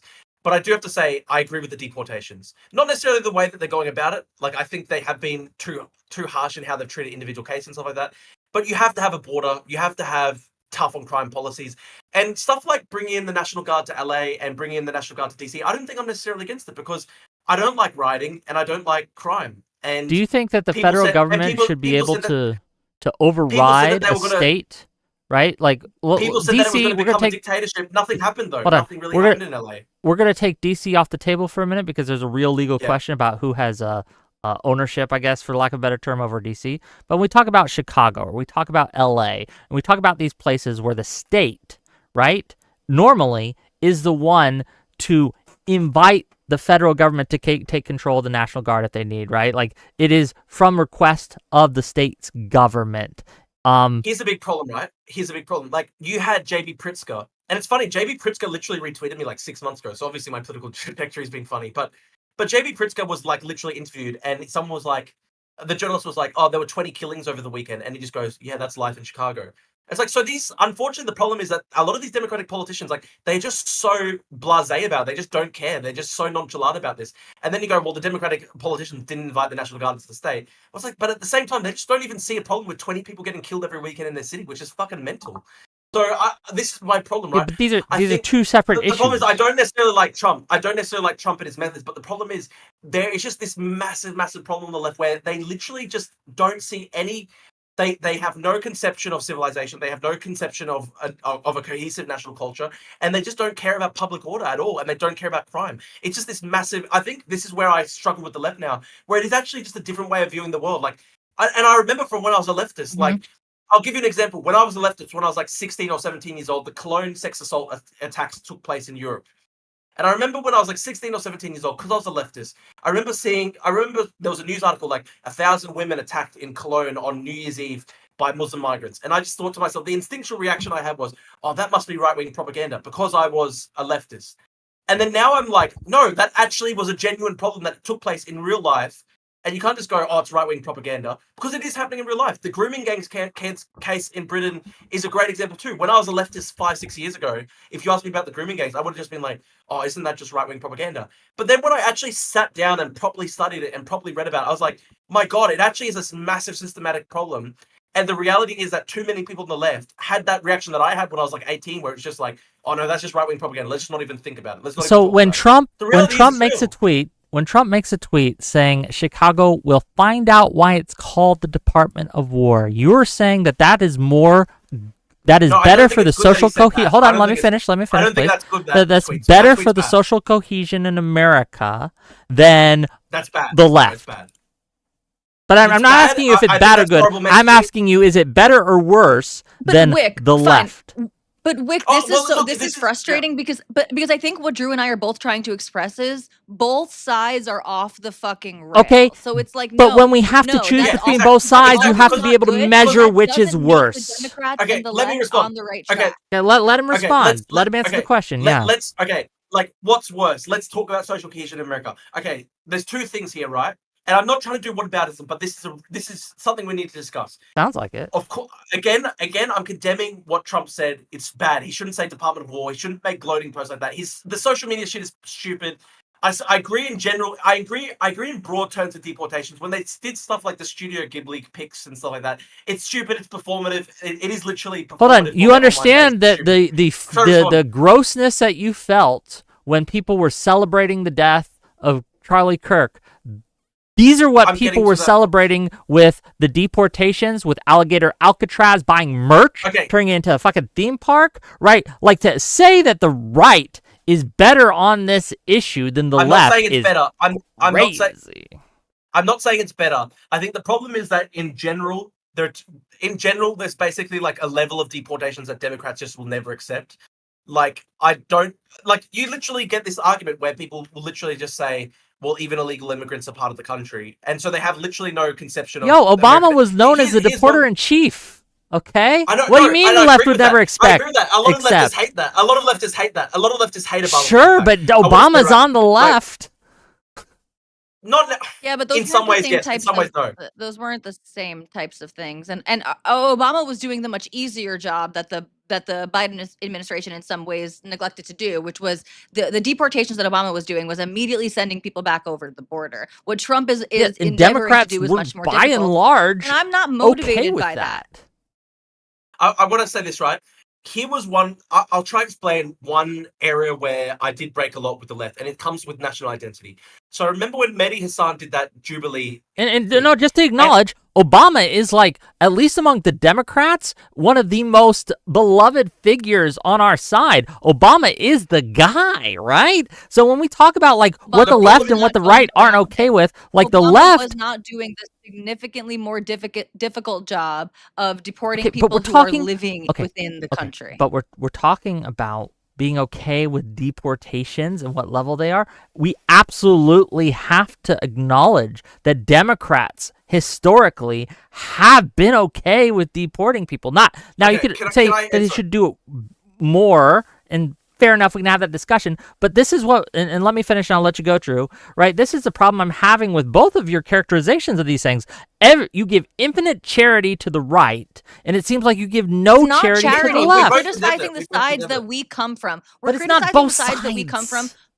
It's not both sides. Criticizing the sides that we are criticizing the sides that we come from, that we are more familiar with, that we have more critique of, because again, that is where we come from. That's where more of our values lie. That's why we're spending more time criticizing the left, and because the left seems to have really turned on hating our civilization. And no, it's not everyone, Wick. It is obviously It's almost not everyone. no one. And this is It's Hassan and maybe a few Wick, others. It's not almost no one. You're complete. First of all, if it's Hassan and a few others, Hassan is the most popular political left-wing political streamer. He gets like on the internet. 50,000 people If it's Hassan a and a few stream. others, if it's that live, yes, watching. Dude, he's mainstreamed by New York Times. He's mainstreamed by the New York Times. All mainstream liberal media basically hold him up as the voice of the online left. And listen, the frustration by people like Drew and me are how people on the left don't seem to care and take this stuff seriously. And just don't take that's it's going to continue to push people away. I want to explain. Here's one way that I did break a lot with the left, and it was on the conception of national identity. So I saw Mehdi Hassan do that Jubilee thing, and obviously he was going up against like actual psychotic fascists. I debated one of the guys. I think I debated the pink shirt guy from that debate, and he was like a full Groyper Nazi. So I hate those guys, okay? But here's where I have a disagreement. Mehdi Hassan was sitting down with this guy, and he was saying, I'm just as American as you. The guy had a family that stretched back to the Mayflower, literally 400 years in the country. And Mehdi Hassan was saying, I'm just as American as you. And I just disagree with that because he got citizenship like 3 years ago. Which is more American to you, okay? Which is more American? The guy who got citizenship 3 years ago, who supports the Constitution, who supports the First Amendment, or the guy whose family, just let me finish my question, the guy whose family has been here since the Mayflower, but he's a socialist Hassan watcher that wants to destroy America. Which would you consider more American in this? No. In that case, I would say that the guy who got the citizenship and became a patriot. And do you know why? Let me finish, and then you can go. Okay. Let me finish. And do you know why? Because we are not a blood and soil nation. Okay, this heritage American shit is bullshit. We are an American. We are a ideal. We are, as Reagan said, a city on the hill, a shining city on the hill. I like that, but let me get to what I was saying. A propositional nation. Okay. Drew comes from a family of migrants. Drew agrees with you, but he is saying that there is more. He was just saying he wasn't agreeing. Tali, can I explain my point? Explain your point. Let him explain his point, Tali. Of these two things. I need to explain my point. Let Drew explain his point. Okay. I agree. Theoretically, that's cool that you got a cigar. That's cool. Okay, theoretically, a guy migrates to the country 10 years ago, becomes a citizen, is a full patriot, loves the country, loves Western civilization. Compared to, say, a Hassan, white kid communist who loves Hassan and hates America, but goes back generations. I would agree. The migrant is more patriotic, right? But this is what I want to get to, right? Would you say that Ilhan Omar is a patriot? Would you say that Mehdi Hassan is a patriot? Would you say Hassan Piker is a patriot? What I've got a problem with, even Zoran Mamdani, right? I've got a problem with migrants going to America and going to Western countries more generally, and then they start talking about, oh, America is this disgusting country. The West is so disgusting. The civilization has fallen. I hate that, because you should be grateful. You should be humble. You should actually understand that the country existed before your family went to it. My family went to stand with in the 1950s. Look, Mehdi Hassan, I have disagreed with him, especially on the Israel-Palestine question, quite strongly. But I would consider Mehdi Hassan 1,000 times more American than that fucker, right? Because he hates Trump. Erudites, would you come back on the show at some point to talk with Erudite with me? Is that something you do, Drew? Yeah, sure. She's asking me. Okay, she's on a plane right now, so she can't jump on, or she would, right? But like, here's the thing, we'll have that. Okay. I can't conceive in 100 million years a reality where I can see Mehdi Hassan as an American, because I'll explain to you right. And also, did you say Ilhan Omar? She's not American. She hates America. Hold on, she's definitionally American. I understand she's a citizen. I know she's a legal American, but I think she hates America, and therefore what has she said or done that makes you think a sitting congresswoman hates America?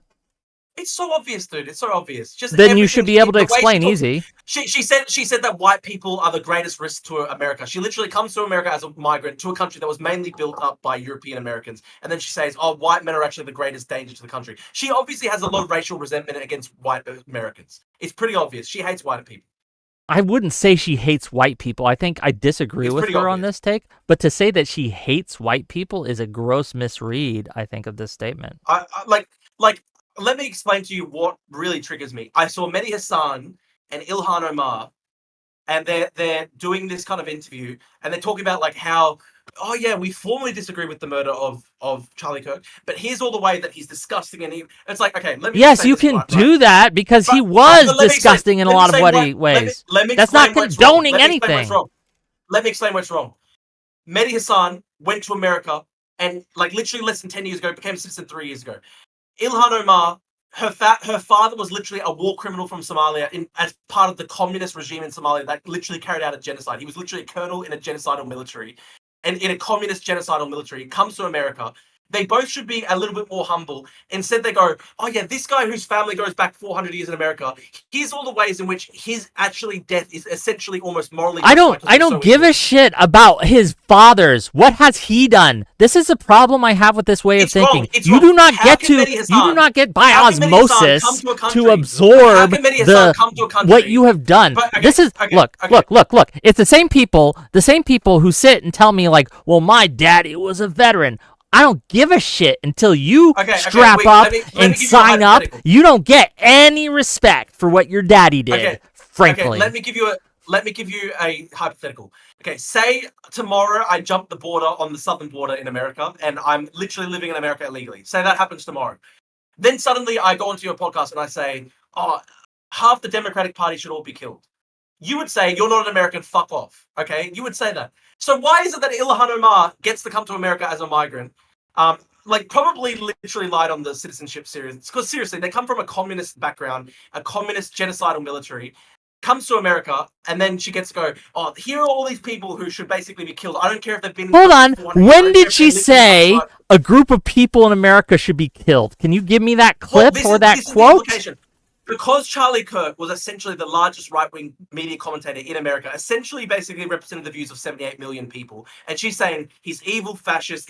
I don't think he should die, but here's all the reasons why it's basically good that he died. And she literally came to She's America not saying it's good that he died. It's pretty obvious, dude. It's not obvious. You're reading it and you're playing this game. Okay. You're playing this game where you're Whick, saying, hold on, because even if someone was fascist, if I thought that you were a fascist, I don't think that gives me the right to kill you. There are many options to deal with fascism other than killing them, right? We have for years in this country. We've had actually years in this country where Nazis, right, have gone in. Are you familiar with the Skokie trials in the 70s? Basically, the ACLU argued for the rights of neo-Nazis in America. Yeah, I think that's stupid. I think the ACLU is retarded for that. Hold on. I don't know. The head of the ACLU at the time was a Holocaust survivor. Okay, he was a Jew. I think that's retarded. Okay, but what he said, and you can disagree or think it's retarded. He says, yes, having freedom of speech and allowing these people to protest, that's a risk. But what's a certainty of eroding our freedoms and having a second Holocaust is if we take their freedoms from them, because that's how freedom works. They will always take it for the people who are considered bad first. That's the thin end of the wedge. And we see this again and again and again. No, I don't think that if you criminalize neo-Nazis marching through Jewish neighborhoods, which is what the ACLU was protecting the right of Nazis to literally march down Jewish neighborhoods. Yes, I don't think good. This is where that's not good. On this I'll explain to you why. Hold on. I don't think. Hold on. Remember, they're calling Republicans Nazis now. So if they criminalized neo-Nazis watching through neighborhoods, they would, in effect, be criminalizing anyone that people would consider a Nazi. And this is why we keep this shield strong, so we can't play this game. No.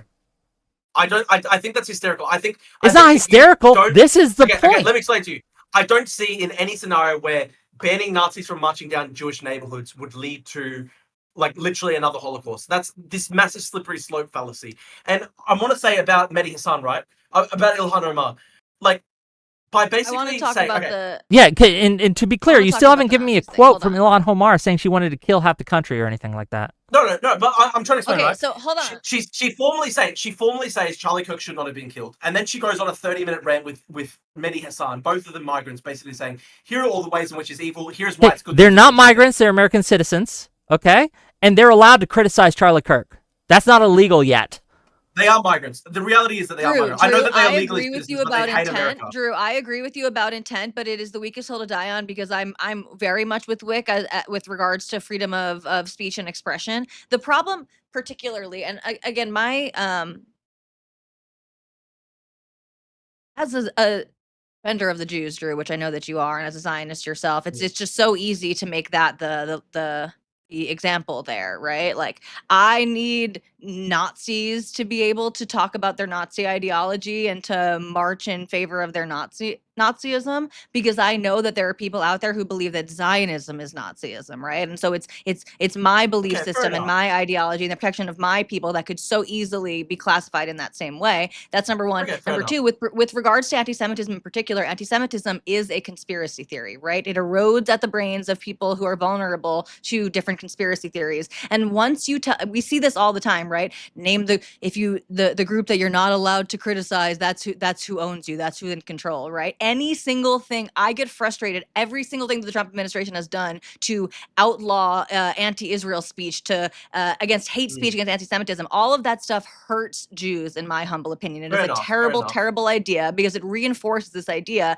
that there are some protected classes in society, and that breeds resentment. The same way that the LGBTQ POC being overinflated as a protected class by the left for 15, 20 years bred a lot of resentment on the right. So I think that that is the most important limiting principle, basically, is I think you breed conspiracy when you tell people that they're not allowed to look somewhere or they're not allowed to do something. So I think that actually is something that's super important. And I agree with you about the intentions of a lot of these people, and the general idea of like importing people who hate your country. That's not the majority of people who are coming to America. There's America nothing more American. There's nothing more American than to come to America and criticize America. That is something that we have a rich history in this country of doing. There's a big difference between criticizing and hatred, okay? I don't think Mehdi Hasan or Ilhan Omar hate this country. No, it's pretty... Okay, let me explain. You keep saying it's obvious, but I want evidence. Okay, let me give you an example of Mehdi Hasan. Mehdi Hasan, in 2009, gave a speech in London where he called non-Muslims cattle. He called non-Muslims like infidel, kafir, cattle. And then in 2015, literally 6 years later, he's migrating to America to work for Al Jazeera, which is like Qatari-owned propaganda station. And then a couple years later, he gets citizenship. And he basically tried to hide for many years. He only apologized for calling non-Muslims cattle in like 2019 or 2020.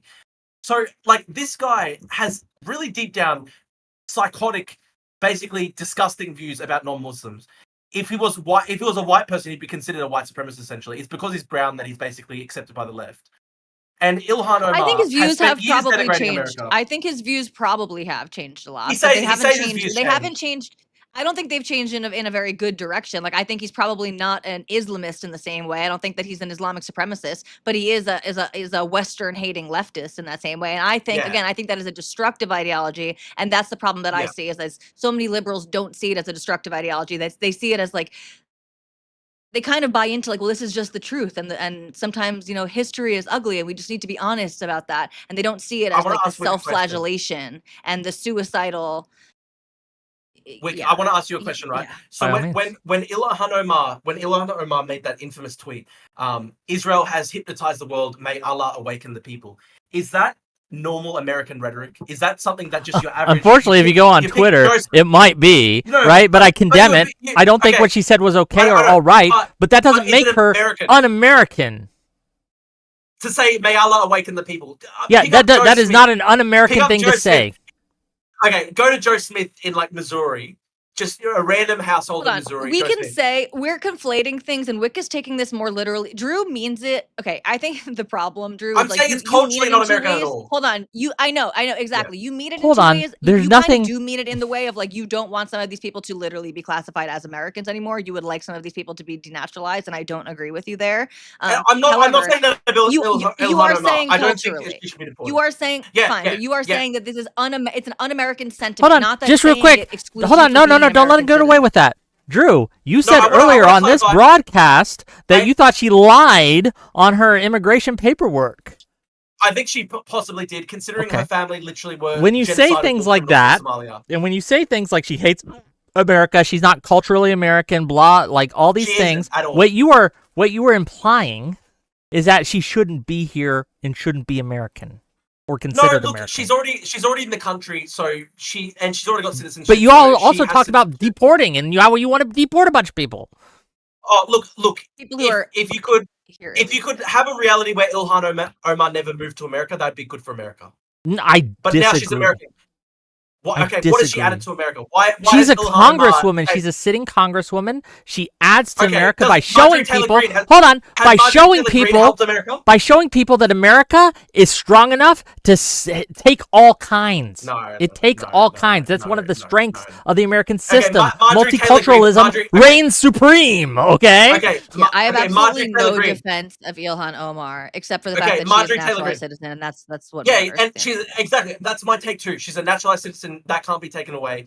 But because once you've got citizenship, you've got citizenship. But I'm just saying, if there was a theoretical, if you could somehow go back in time and stop her genocidal war criminal father from Somalia going to America, I think that'd be a good thing. And you say, oh well, she's a congresswoman, so she's automatically contributing to America. Does Marjorie Taylor Greene contribute to America? Not at all. Would you say that she's contributing to the country? Hold on. Not at all. Not at all. So I don't think the people there's a single of their thing that districts vote for them. Wait, she's un-American, by the way. What I meant to say this before, and I think I got cut off or whatever. I know we've been having a lively conversation here. Okay, first of all, I hate you both for making me defend Ilhan Omar. I don't agree with a lot what she says, but to call her un-American is just not true. What about her? Okay, I don't understand why that's upsetting you so much. She calls Somalia her home. Hold on, it's upsetting me so much because Drew comes in here with his example of Mehdi Hassan with that Groyper guy he was debating, and then agrees with the Groyper guy about heritage Americanism. Heritage Americanism is a problem. No.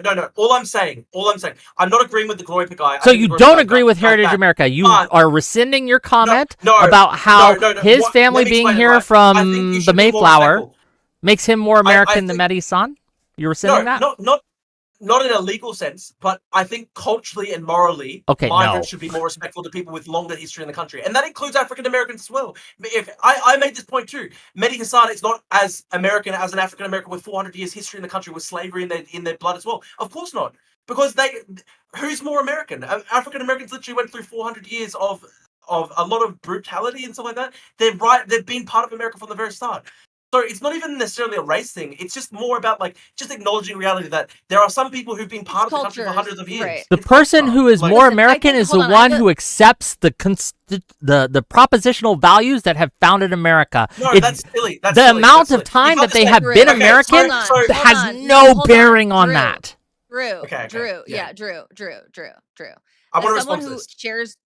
I share some of your concerns. I don't think I'm as concerned as you are. A lot of what you're talking about, these arguments make more sense in Europe, okay? Make more sense where there is literally a lineage of people whose culture was born, who literally come from a people group, right? An ethnic group whose culture was born there, right? Who are facing different waves of migration from what the United States have. We have completely different immigration systems, and America is different from these countries. America is about an ideal. America is about people literally traveling from across the world to come here and to settle into this land and to join the pact. And if you agree with all that, hold on, Tali, or not, I'm sorry, Drew. If you agree with all that, then you agree with me that a man could be an American citizen for 1 second. And if they adopt the cultural propositional values that America represents, they are 1,000 times more American than a Groyper who rejects those who have been in this America for 100 years. Who are explicitly against that. Don't bring in people who will go through the naturalization process but are explicitly against what America stands for. And I don't think that America has a huge problem with that. And that's something that's that is easy to shore up. So can I explain my position a little bit further? Explain. I'm not a full heritage American guy. I think to an extent that is silly because I agree it's more of a European thing because I don't think America is ever like an ethno state in that sense, not at all. I think the difference is though, if you migrate to a country, even if you get citizenship, I still think you should be a bit more respectful to the people who built up the country before you came. I think that's just a basic fact of life. My family migrated to Australia in the 1950s, and I don't go around saying to people who have history going back to the First Fleet that I'm more Australian than you. I don't think that's a right thing to do. I don't think it's right. It is if you actually are. I can't speak to Australian stuff. I can't. I can't. So fair enough. I don't know anything about Australia, like, but I can speak to American stuff. I can speak to American stuff, and what I'm telling you is that it's okay and even good for a person who's been a citizen for a day to look down and call these heritage Americans who have been here for 400 years cucks and losers and F slurs if they are rejecting American values. You should talk down to those people. Those people should be spit upon. No, dude, you need to be more humble and you need to be more respectful to the people who built up the country before. Have some pride in your Americanness, okay? Have some pride. Drew, no, but let me explain. Hold on, Drew. Okay, Drew. Can I say one thing, right? Wait.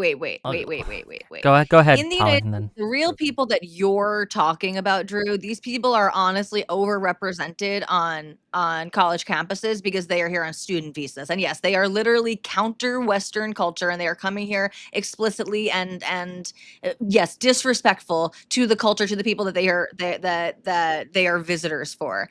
I agree. I think that what you said, that when you are an immigrant to a country, that you should have respect for the people who are already there and for their values and their traditions and all of that. That is a completely that should cause no outrage in anyone. That is a completely reasonable, sensible take to have. Many immigrants, I would venture to say most American immigrants share that sentiment. You know, they came here for a reason because they aspire to this culture and they have a lot of respect for it. So I think that's a completely reasonable thing to say. But I say to you again, where I think there are people in Europe who are making more sensible claims along the lines of what you're saying, a la like Konstantin Kisin. Okay, he's someone that I respect a tremendous amount. I think he's a philosophical North Star for people who share the politics of you and I. But you should be careful about some of the people who are talking like this in America, people who are talking about heritage Americans, because they are drawing arbitrary lines. They draw arbitrary lines that put the circle like right around when their family got here, basically, and they are making exceptions on different racial lines with plausible deniability. There are people with nefarious intent who are making these arguments in America.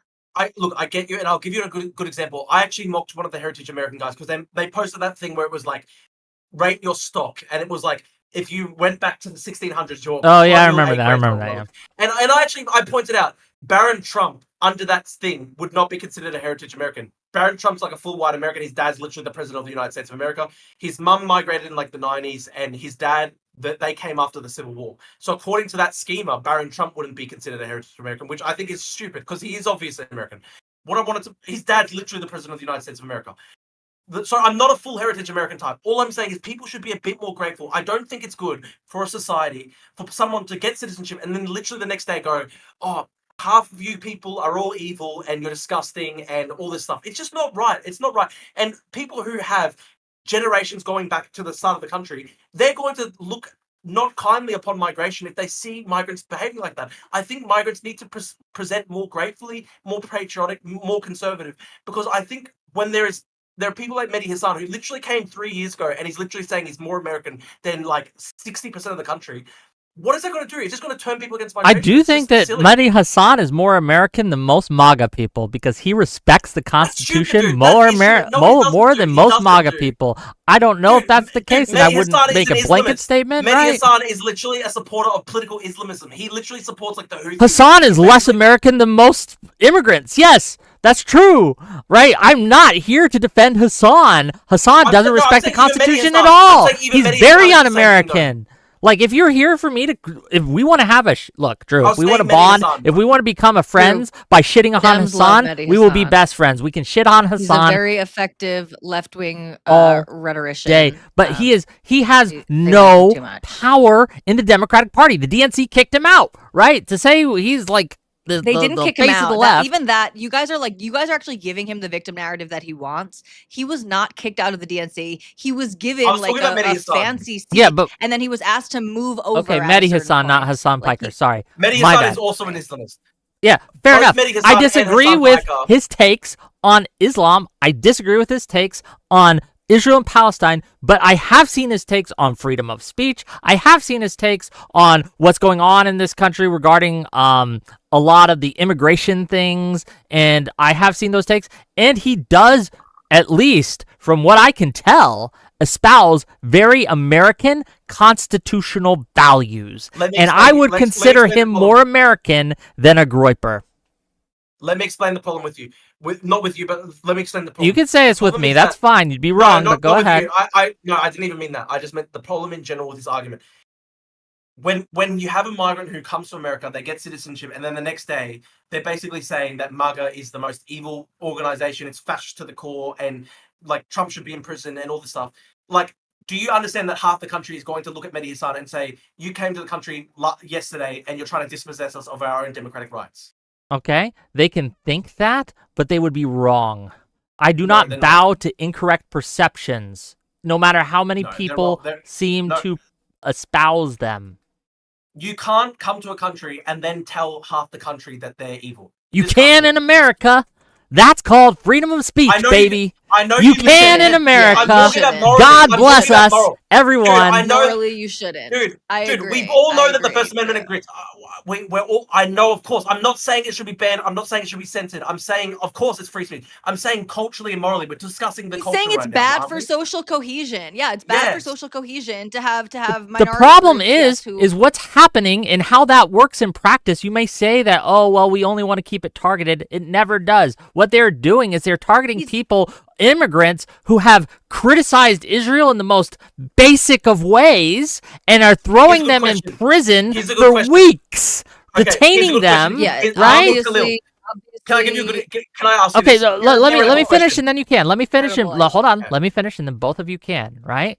So we have a situation where they are claiming that these people are being critical of America, and all they're doing is being critical of the Trump administration, and that's good. They should. And they are conflating criticism with the Trump administration as criticism with America, or criticizing Republicans as criticizing America, or criticizing the right in general as criticizing America. It is not. And I will stand 10 toes down on this, that I am okay with an immigrant coming to this country and having opinions, right? Even if they're not a citizen, and having opinions on the political makeup of this country. That's okay to do. They shouldn't be. Dude, of course they can have opinions. Of Yes. course they can have opinions. Of course they can participate in politics. All I'm saying is just be respectful to people who built the country before you arrived. And I think that's just the most basic moral standard. And I want to ask you this, right? Go ahead. Mahmoud Khalil, the green card holder, who said that he was part of a protest that said literally dismantle and destroy the Western Empire, blah, blah. Destroy the American Empire. Do you think Mahmoud Khalil is more American than, like, I don't know, Well, he's like, not a citizen, so no. But why is it that it's obviously? Well, there's he's not a political citizen, distinction so of- he's not American default, right? Okay, but this is the thing, right? I get that obviously we have to have citizenship as a legal distinction to determine who is American and not on everything. But like, why is it that somebody is not American, but then 1 second later they are American because of the paperwork? Like, we also have to Because they hold on. Do you know what the oath of citizenship says? Right? Are you familiar with that? It's not like, yes, after they take the oath, after they swear allegiance to the country and the Constitution, they become citizens.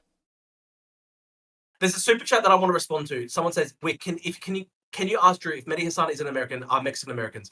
If somebody's Hispanic American going back like 200, 300 years, then of course they're American. I see it as a generational thing. It's not race for me. It's actually generational. If your family's been in the country for multiple generations, I think you are American. I think what I'm trying to draw a distinction with is somebody like Ilhan Omar or Hassan Piker or Mehdi Hasan, who are very new migrants to the country, and then they're literally just basically saying that half the country is evil beyond redemption. I think that's so ungrateful. I think that's so morally wrong. How many immigrants are saying this? How Well, many I'm talking about- newborn about citizens? How many citizens that have been in this I country think- for a year are saying this? Almost none. Almost none. So I I do agree. think- Most migrants are fine. I'm talking about the left-wing radical migrants. The left wing. See, this is a problem, right? The left wing They radical exist. They migrants, which are maybe like They exist though. two, okay? And you're trying to I bring don't this think- as I a don't huge think left-wing problem. It's radical- not. It doesn't matter. just say- and I would look, just say, in they can general, be left wing anti-Western radicals people and shouldn't still be in the be West. American citizens.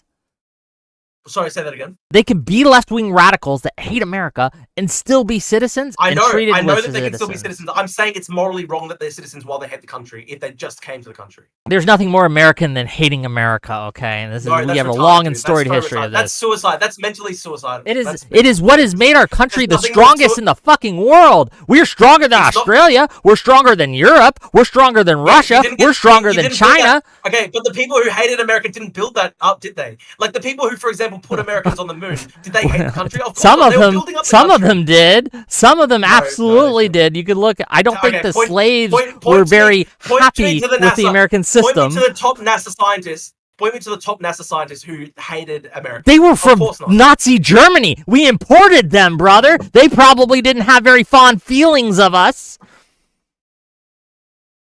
Some maybe some. Okay, I mean, like you some of the understand that? operations Like a could be- lot of the top NASA scientists were literally Nazis that we stole from Germany. They probably didn't have very high fond feelings. I can't read their minds.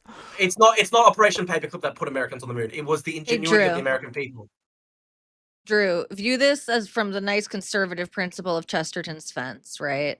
There's probably a reason that fence is there. That I don't mean the fence in terms of like borders, but in terms of this defense of speech, right? And like what Whick is saying, and Whick is placing the emphasis on hating America, and I understand why you. No, I agree. I agree legally for the freedom of speech. What I'm talking about is the moral principle of somebody coming to the country and then hating the country. That's what I'm against. I'm not saying that Americans should be censored and banned from criticizing American. I'm not saying you're saying that. No one is saying you're saying that. I'm just saying. I can't conceive of a reality where somebody who moves to America while hating the country contributes to the country. I think that the people who hate America, there are things that you perhaps should hate about America if what America is doing is incorrect or wrong. I think that being critical of America, right, and what America is doing in specific instances can help America, and we should. We should be critical. I'll give you an example of what we're doing right now in America. One of the things that we're doing right now in Trump's America is we are putting these kinds of like we have ICE agents acting as a police force, and they aren't required to show their badges or their faces. They are acting like a Gestapo, basically, dragging people from the streets without having to tell people that they're ICE or anything like that. That is something you should hate about America right now, and something you should absolutely try to change. And I don't think that's wrong. I don't think that's immoral to do.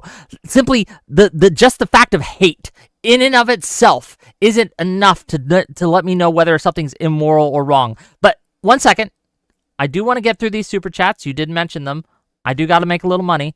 Let's read a little super chats. Yeah, and then do you mind if we bring on some callers?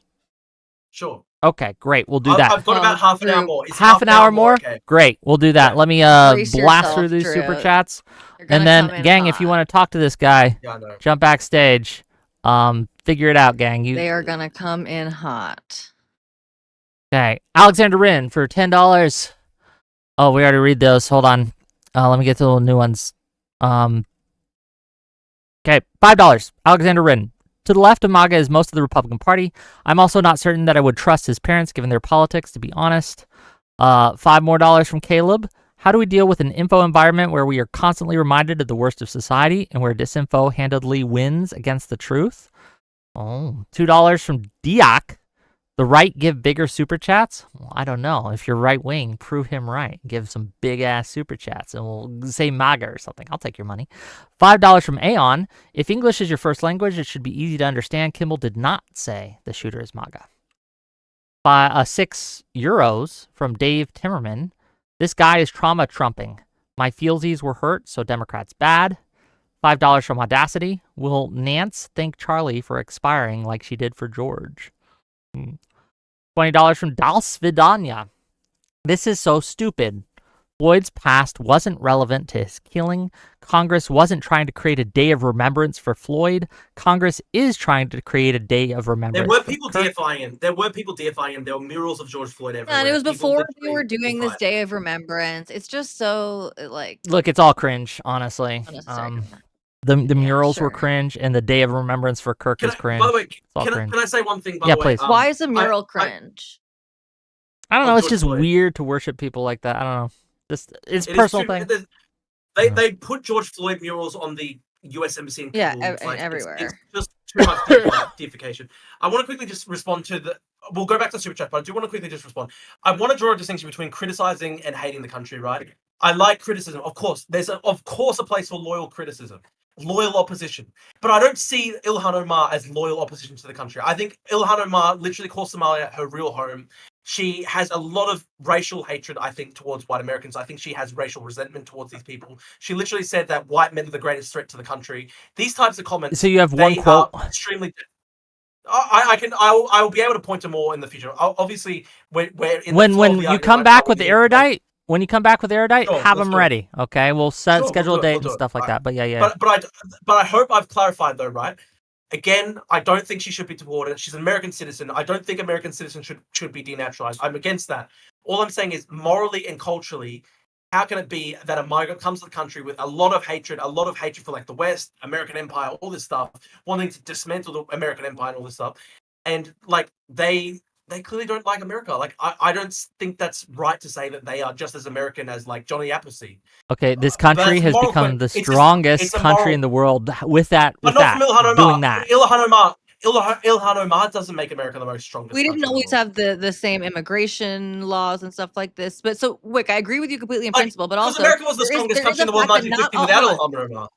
Whick, you are not a moral relativist, right? You are not a cultural relativist. True. America is the greatest culture, and that's why I think our culture with regards to immigration is the greatest in the world. And one of our cultures with regard to immigration is allowing people like Ilhan Omar, who hate this country, quote unquote, into the country. Like, pick a date. Like, it has changed over the history of our country. Yeah, ask your question, but then we gotta get back to super chats because I gotta make money, boys.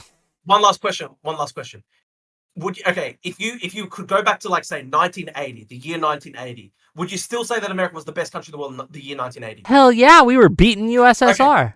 Okay. I agree with you. So it was the best country in the world before Ilhan Omar arrived, correct? Sure, but we allowed Muslims immigrants during that time too. I mean, shit. I know, and I've got no problem with Muslim immigrants per se. I've got a problem with Islamic extremists, and I think Ilhan Omar, in her heart of hearts, is an Islamic extremist.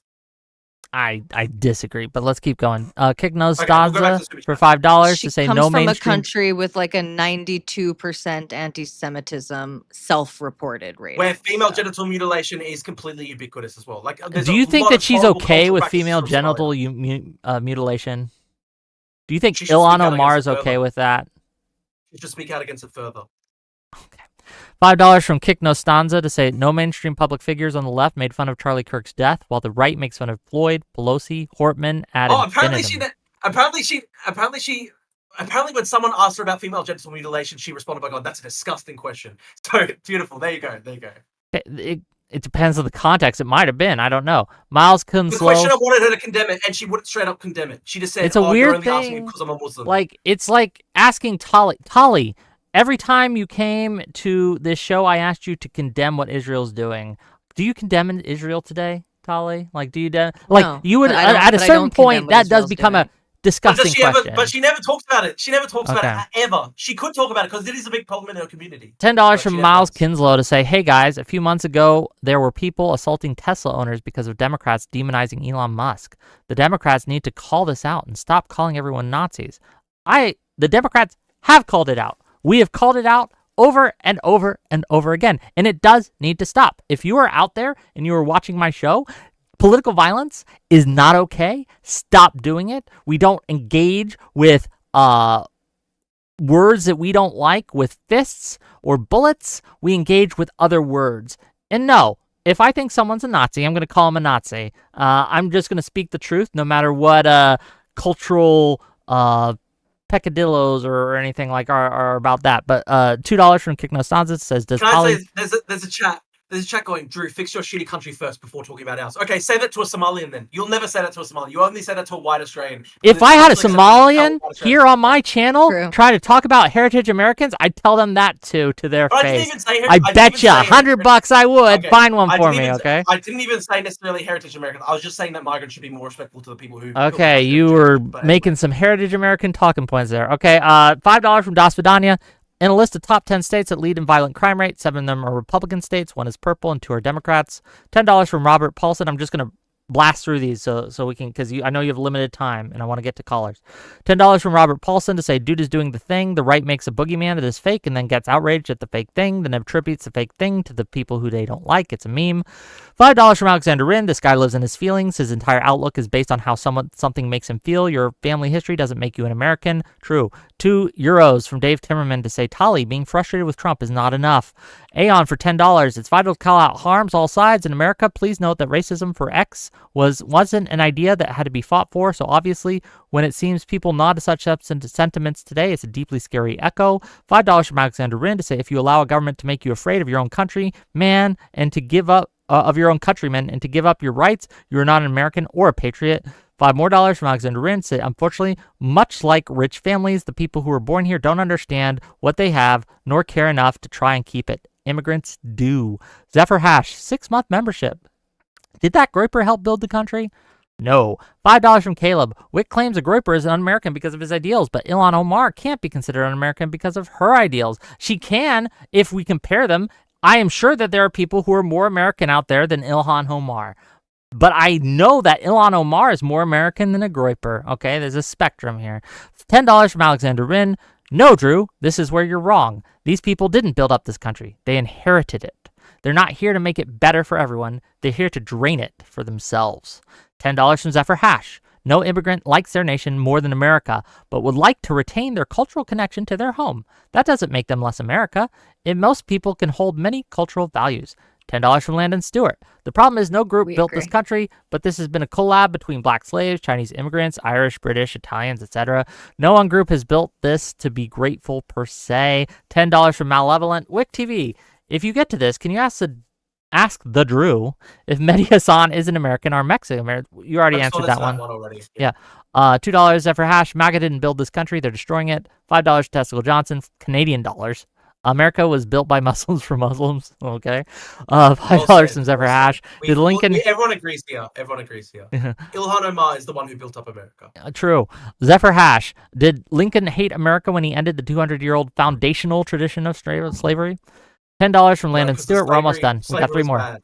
3 more, okay? Landon Stewart. This is a long storied history of Irish, Italians, Blacks, Chinese hating America and trying to hold on to their cultures, bringing us additions to our culture that are inseparable from our country. $10 more from Alexander Rin. Say people who hate the country don't become citizens. Those who that become citizens do so because they love the country. Them hating what America has become in the last 8 years could be reasonable, no? And then finally, $2 from Concro to say Drew is giving high cholesterol blood and soil. Okay.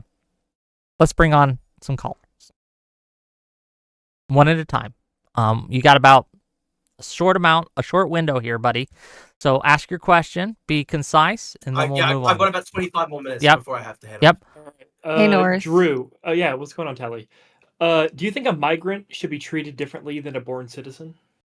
No, not necessarily. If they're a legal citizen, they should be treated. They should have all the same legal rights as other citizens. All I'm talking about is in terms of the culture and in terms of moral. I think culturally, morally, we should have this discussion. I think migrants should be told that they should be a bit more respectful to the people who built up the country before they arrived. Okay, and then I got one more question for you. You think that a migrant needs to have a certain view before like immigrating to that country, correct? Well, they shouldn't hate the country that they're migrating to. I think that's pretty basic, isn't it? How is that defined exactly? According to who? How is it defined hating a country? So right now, the Trump administration, right, would probably say, well, if you hate Trump, that's hating America right now. I don't define it in that way at all. I'm talking about people who hate America. The people that would be defining that would be the government, right? I'll give you a good example. Mahmoud Khalil, who literally went to protest saying that the American empire should be dismantled and America is the most racist, disgusting country in the entire world. That's what I'm talking about. MAGA thinks the American empire should be dismantled. They want to be isolationists again. Yes, they're America first. But their whole thing. Their whole thing is. So people like Mahmoud Khalil are like, oh, the Western civilization is racist to the core. They don't like white people. They should all be dismantled. That's what I'm talking about. Okay, it's like contempt for the people who are the majority population of the country, contempt for their history, contempt for their culture. That's what I'm talking about. Okay. Yes, but what culture? One more what question. History, I'm just giving you one more, then we got cycle. Sorry, buddy. Okay. Okay. I'll give you an example. Right, if a migrant hates white Americans and white American culture, they shouldn't migrate to America. But it's not just white Americans who are in this country. And likewise as well. I know, and likewise as well. If a migrant were to hate African Americans and hate African American culture, they shouldn't migrate to the country because African Americans are part of the American culture for 400 years. So it's not actually a race thing for me. I'm just saying the majority population. If you're against the majority of the population of the country you're moving to, I think that's wrong. I think it's morally wrong. Okay, North. Thank you for coming. Yeah, appreciate it. Thank you. I did say as well. I don't think migrants should move to America if they hate black people. That's pretty fair. I'm not being racist here. It's not a race thing for me. If you're a migrant, should migrants move to this country if they hate immigrants? Like, what if they want to move to this country and shut down our borders? You think they should be able to? They should. People who migrate to the country should actually pull up the border behind them. Migrants should not say that they support open borders forever. So my family, for example, migrants. I didn't ask about whether they support open borders, right? That's a different thing. Well, I'm saying not hate immigrants, but if they want to lower migration, I think every migrant who comes to a country should have a stance that is low migration, because I think it's wrong to come to the country and then demand high immigration forever. Gather Old, you're up. Yeah, I had a question for Drew. I was wondering if you're intentionally misrepresenting the AOC tweet that you posted earlier today, or if you just didn't understand it. No, I'm not misrepresenting it. Tell me how I'm misrepresenting it. Okay, what is your interpretation? Is your interpretation here that, like, she should have brought up George Floyd whenever that happened? No. I'm not saying that. I'm just saying I think it's hypocritical that when a left wing, like, let me explain, right? The left broadly made George Floyd into a left wing martyr. There was a lot of deification that took place. There were murals everywhere. There was the funeral with the golden casket. The mayor of Minneapolis was crying next to the golden casket. The left really made this into a huge left wing thing, right? And then a very famous right wing political commentator is shot and murdered in the street. And the first instinct by people like AOC, they go, okay, we don't like the death, but let's list all the ways in which he was an evil person. I think that's wrong. I think. Why do you think that she listed those? Because she's basically saying it's almost like she's saying that he's a horrible person and it's good that he's no longer here. She might disagree with the way it happened. I don't think she actually wants him to be killed, but she obviously hates him, and she thinks that people should be basically happy that he's no longer here. That's what I think. Well, that's not true at all. She explicitly says in that full clip, whenever she says that she condemns the act, she disavows the violence. She says that she is going to continue to pray for Mr. Kirk's family and the loved ones in the wake of the terrible act, correct? And then she says that we can come together as a country to denounce the horror of this killing.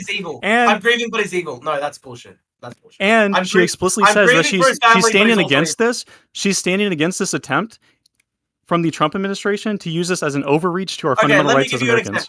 Okay, let me give you. Isn't that more anti-American than Ilhan Omar? No. Let me give you an example, right? So you think this is more American? I'm responding. Let him respond. Let him go. Let him go. Okay. Imagine your father is shot dead in the street, murdered, and someone comes out and says, "Listen, I'm grieving for you and your loved ones. I disavow the murder. But let's list all the ways that your father was a horrible person. He was a tax cheat. He cheated on your wife. He did all this sort of thing. Let's list in the Congress of the United States all the ways in which he's bad." Would you really think, wow, this person's so respectful of my grief? Of course not, man. We can see through it. It's pretty obvious. She has a lot of contempt for this guy who was just murdered. So, Drew, I agree with you. I'm going to say really quickly that I made the same argument like last week or whenever we talked about this, that actually was on Adam and Stitch when Whick and I went on to Adam and Stitch, that I also don't like the people who need to follow it up. It feels like a virtue signal almost, like people feel like they're not allowed to condemn the murder unless they also condemn him, some people on the left, because they'll get in trouble for the people who are more extreme than them. I wish that we all had the sensibility about yes, letting people grieve, right, and not attacking people when they die. However, I don't even think it's such a partisan thing. I do think it's more of I can't even say it's more of a left-wing thing because I've just spent so much more time on the left, but this is something that I've seen people on the left do to other people on the left. For example, when Ruth Bader Ginsburg died, naturally, I remember being horrified, and I was pretty far left at this point, by how many people, right, when she died, were saying, like, we're not going to whitewash her. There are people on the right right now that think Israel did it, right? They think Israel did it. So to say this is a left-wing thing is just not true. Hold on, Whick. See, that's such an yes, there are people who think that Israel did it. And on the right, who are specifically pushing this narrative. I agree. Look, I agree with the caller in that the people that are using this are my enemy. I think my enemy and they see me as their enemy. But I agree with you. And hold on. And I even caveated it, Whick, with saying I can't say actually. I even before you got defensive like that, I said I can't even say that this is a left-wing thing exclusively. All I can say is from my experience when I spent so much time on the left. So I even made that caveat before I spoke and said that this is a thing that some people. Okay, but this is in the context of AOC's comments. Some people are callous. Yes, and my point is that I don't think it was necessarily because they want the person to die or because it's a partisan thing. What I'm saying is I've seen people on the left do this to other people on the left, people who all of us here would have respect for, and immediately in the wake of their death, we're saying, well, I'm not going to whitewash this and that because she did this against Native American people and she did this wrong thing and whatever, and she said that Roe shouldn't have, continued on. Like, there are people who just don't respect the grieving process after someone's death, and I wish that we had a better culture around that. But we nothing wrong. We cannot. Sure. There's nothing wrong with AOC's comments. I think that it's okay, especially to oppose a bill that is trying to basically make him into a saint. To say, this guy's not a saint. Well, yes, definitely. We oppose this. We oppose this senseless violence. Crazy. We come together to condemn it entirely. But to use this opportunity to try to make him into something he wasn't, to some sort of martyr, is just silly. Wait, did anyone on the left say something he wasn't? For a lot of people, that is what he is. What they shouldn't do, and what you should absolutely speak against, is trying to make any type of make it illegal to speak badly about. The Charlie Kirk anything Act, like that is completely out of yes, exactly. That's what you should be speaking out against. But saying like we're not going to let him become a martyr, he is a martyr to a lot of people. That is who he is to a lot of people. A lot of people loved and respected him. People are allowed to view these things differently. Isn't that the whole point of allowing people like AOC to say what she wants to say? To be clear, it's not about just him becoming a martyr. It's him becoming a martyr and then using that justification to infringe on our rights, which is, again, less American. I agree. Yes, but Drew doesn't acknowledge that. Drew doesn't acknowledge that. He's going to virtue signal. He's going to virtue signal about how inhumane it is for somebody to hear somebody make comments about their father after you have Charlie Kirk making fun of Paul Pelosi immediately after the attack. So spare me. That was wrong. The fucking virtue signal points. I condemn that fully. But did you have the same? Did you have the same energy for that? Yeah, I did. If you actually go back to my tweets, I smashed. Did you? Did you really? Yeah, you mean like how you had the same energy for the Minnesota Senators? Yeah, and I had multiple tweets as well condemning Minnesota. So no, you had one. You had one the day after. Energy, because some things are bigger stories. Some things make a bigger impact. People are talking about. They can be bigger stories, but the point is that if there's such a disproportionate coverage of it, then it shows that he doesn't really give a fuck about his principles that he says. You can stand, but he doesn't. You can stand principally against something, and that's not necessarily measured by how much you said at that moment in time, especially. But I'm saying that Drew does not. Amount of impact.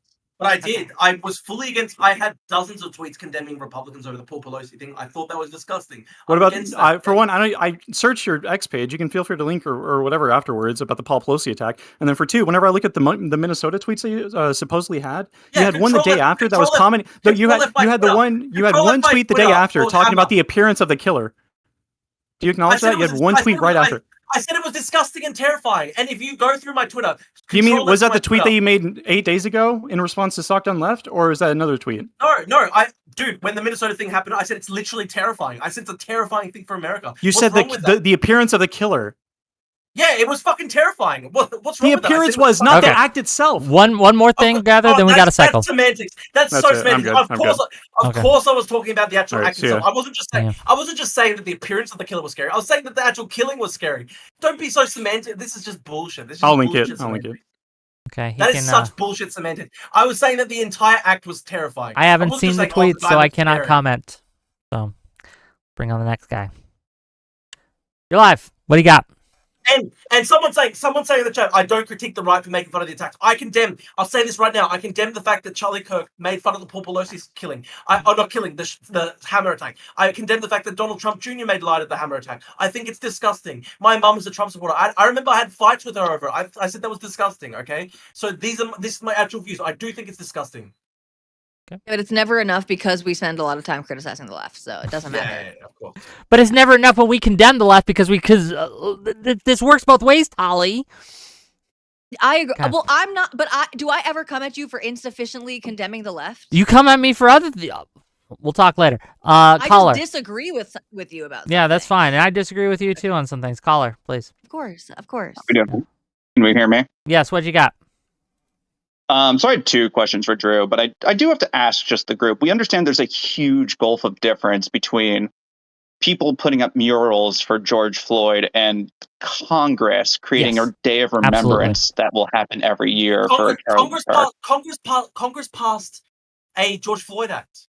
But that wasn't about remembering George Floyd. That was about law enforcement. Charlie Kirk at the end of the day represents 78 million Americans who voted for Trump. He had the same views as 78 million Americans who voted for Trump. Things. The George Floyd Act was like actual legislation to reform, like I'm trying to remember specifics, but broadly like law enforcement. Like the Day of Remembrance for Charlie Kirk was to be like, look at this person who died. Now we are going to remember it. I can understand why someone on the left, particularly, how dare America? Can I respond? How dare America respond by making a day of memorial to memorialize the most high-profile act of political violence in basically a generation? That's the reality. It's the most high-profile political assassination in America in a generation. There are still American generations that remember, like, MLK getting assassinated, man. Yeah, like people are older than us. They don't know what to tell you. This is one of the worst acts of political violence in America in decades since the MLK killings. That is literally the truth, and that's why that's why there should be a national day of memorial, because it's such a huge, high-profile act of killing, and it should be condemned. It doesn't matter whether he was right-wing. It doesn't matter if he had conservative views. He shouldn't have been shot. And it's the most high-profile. It's the most high-profile political assassination in America in decades. Drew, hold on, Drew. In honor of Whick, take the white pill, okay? Because despite all of the callers who are really upset about this and all the chatters who are really upset about it, the Senate, all of the Democrats in the Senate passed unanimously to approve the Charlie Kirk Day of Remembrance because they see some value, even if they don't appreciate any of the things that he ever said. They see some value in what he represented in trying to, maintain discourse and dialogue. And let me say as well. They saw it as reaching across. That's so take the white pill, Drew.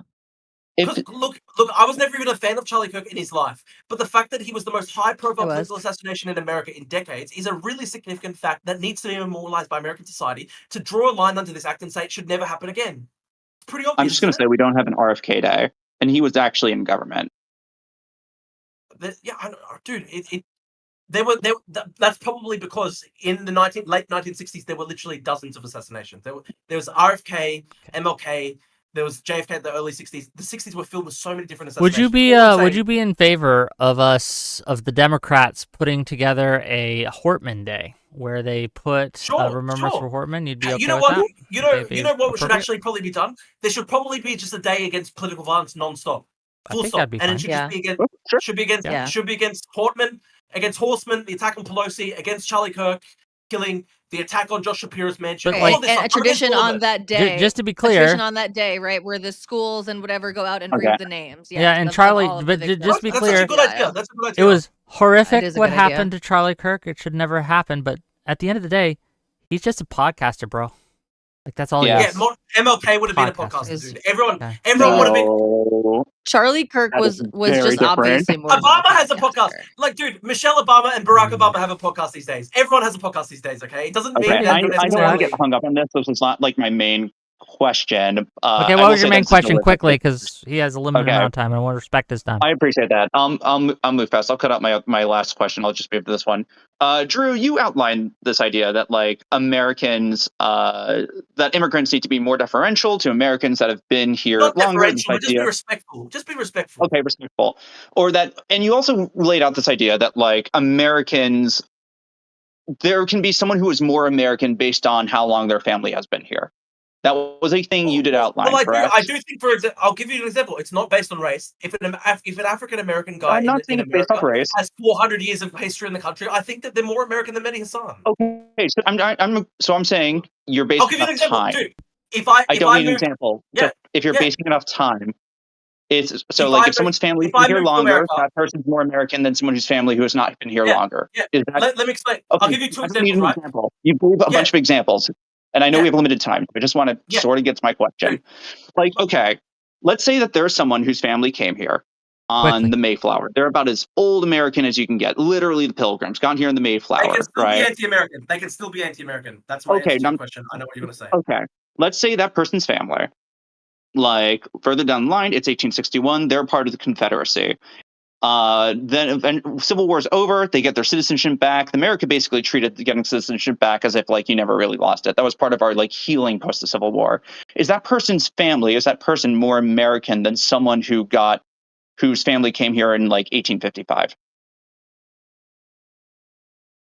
I don't think it should be like if you have. I think one Drew more thinks year of there are history- multiple dimensions because There are multiple you're dimensions, obviously yeah. talking about you're making the point that someone could have been here. I mean, I am translating for him, but this is obviously what he's saying. Yeah. He is literally saying, yes, someone could be here since the inception, come here on the Mayflower and be completely anti-American and be someone who I doesn't agree with that, respect yes. and is working I don't against think the Drew, American project and against Tali, Western the civilization. Drew He's whisperer. saying there. Okay.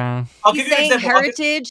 heritage, participation in that culture, in that society, and respect for that culture and society are all different I'll give you an domains. example, right? Let Drew talk for of a Drew. patriot. Drew can Let me give you speak an for example. himself. That is what he's I saying. want to say, People are I want to just say being that uncharitable. Tali, thank you. That was very helpful. I want to say, right? Okay. Look at Calla Walsh. I don't know how long her family's been in the country. She's white American, Irish, probably has more than 100 years of history in the country. I would say Vivek Ramaswamy. I'm not even a fan of Vivek Ramaswamy, but he's probably he's much more patriotic American than like Calla Walsh, who's that crazy girl who literally says, kill America, destroy America, let's have 9/11s. That's what Calla Walsh believes. She's like this hardcore Iran supporter who literally went to Iran, participated in their Holocaust denial conference and stuff like that. Jackson Hinkle is, I don't know how long his family's been in the country, but he's a white American. He's probably got some generations of history in the country. I would say that like a new migrant who's actually patriotic is more patriotic than Jackson Hinkle, for example. So for me, it's not just. Sorry, it's not just. So okay, thank you, I Colin. want to make clear, there's multiple dimensions of it. I'll appreciate your It's multiple dimensions. It's not just race. It's not just the amount of time in the country. Because you're making a moral argument. Last caller. You've already conceded the point 100 times over that citizenship is what actually makes you literally an last American. caller. Or not, Yeah, last caller. Trying to change that. Last caller. Yeah. My live. Sorry. All right, so I have the stream muted or whatever, but I just wanted to make a statement that the only thing that actually matters right now is upholding the Constitution itself. Like, nothing else matters. That's what makes you an American. Like, do you guys agree with the Second Amendment? Yes. Yeah.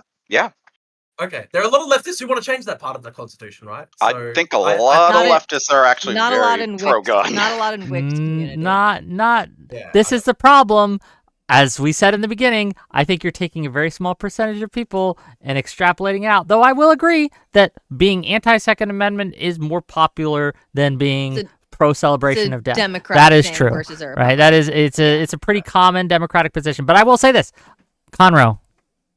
I do want to say I admire the American Constitution. I think the American Constitution is beautiful. It's a beautiful document. There are some parts to it that like are not perfect. I think a lot of Americans would say there are heaps of Americans who would say that. That's what amendments and all that are for. Yeah, I know. Exactly. Yeah. So we can amend it. But if there are people that literally just want to take a torch to the Constitution and just get rid of parts of it without any kind of, yes. And you're putting your support more. I condemn Sam Hyde type people. Your condemnation really doesn't mean anything because if you're just going to support the side that is looking to do that instead of doing it through, actual legal means. I never even said I'm MAGA.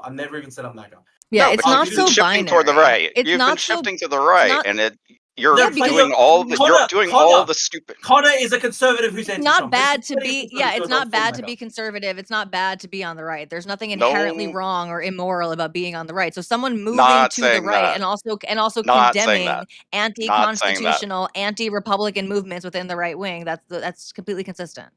Not saying that. I'll give you an example. Okay. I looked at Sam. When you're boosting, no. When you're boosting, like the kind of arguments and all of that. Like, sorry, when you're boosting like those kind of arguments, like with the George Floyd shit, like it's not a 1-to-1 the way.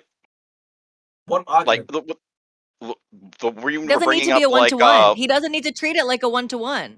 Okay. Holly, like let me just let him get it out. Let me speak to him.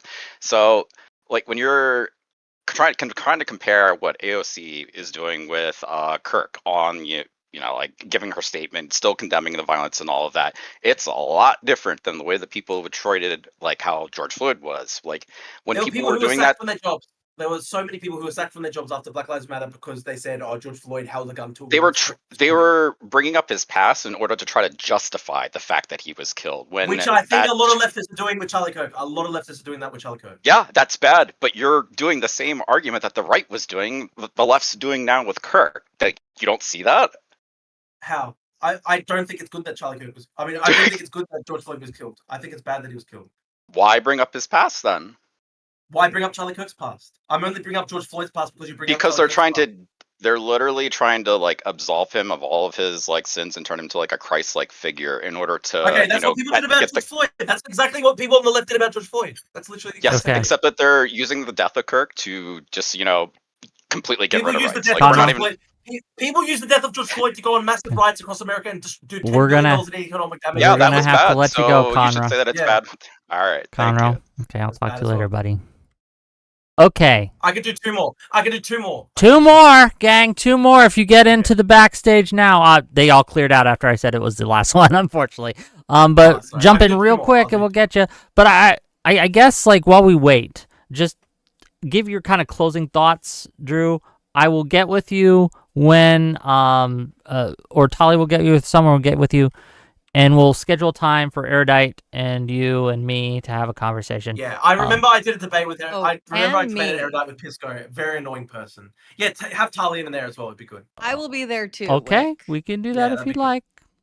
Okay. All right, I just want to say, I find Erudite to be a really annoying person. She is a communist. I really like Kyla. Hold on, whoa. Kyla is not a communist. Wait, am I thinking of the right person? Hang on. Erudite. No, you're taking a straighterade. She's a communist.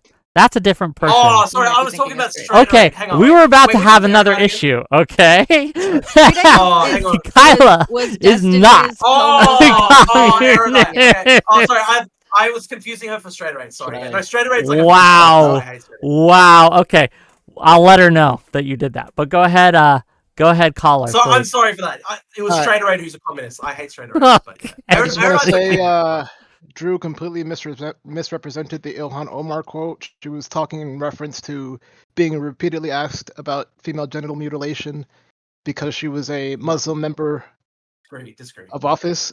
That's why she was appalled by it. No. I read it. I read that part to it too.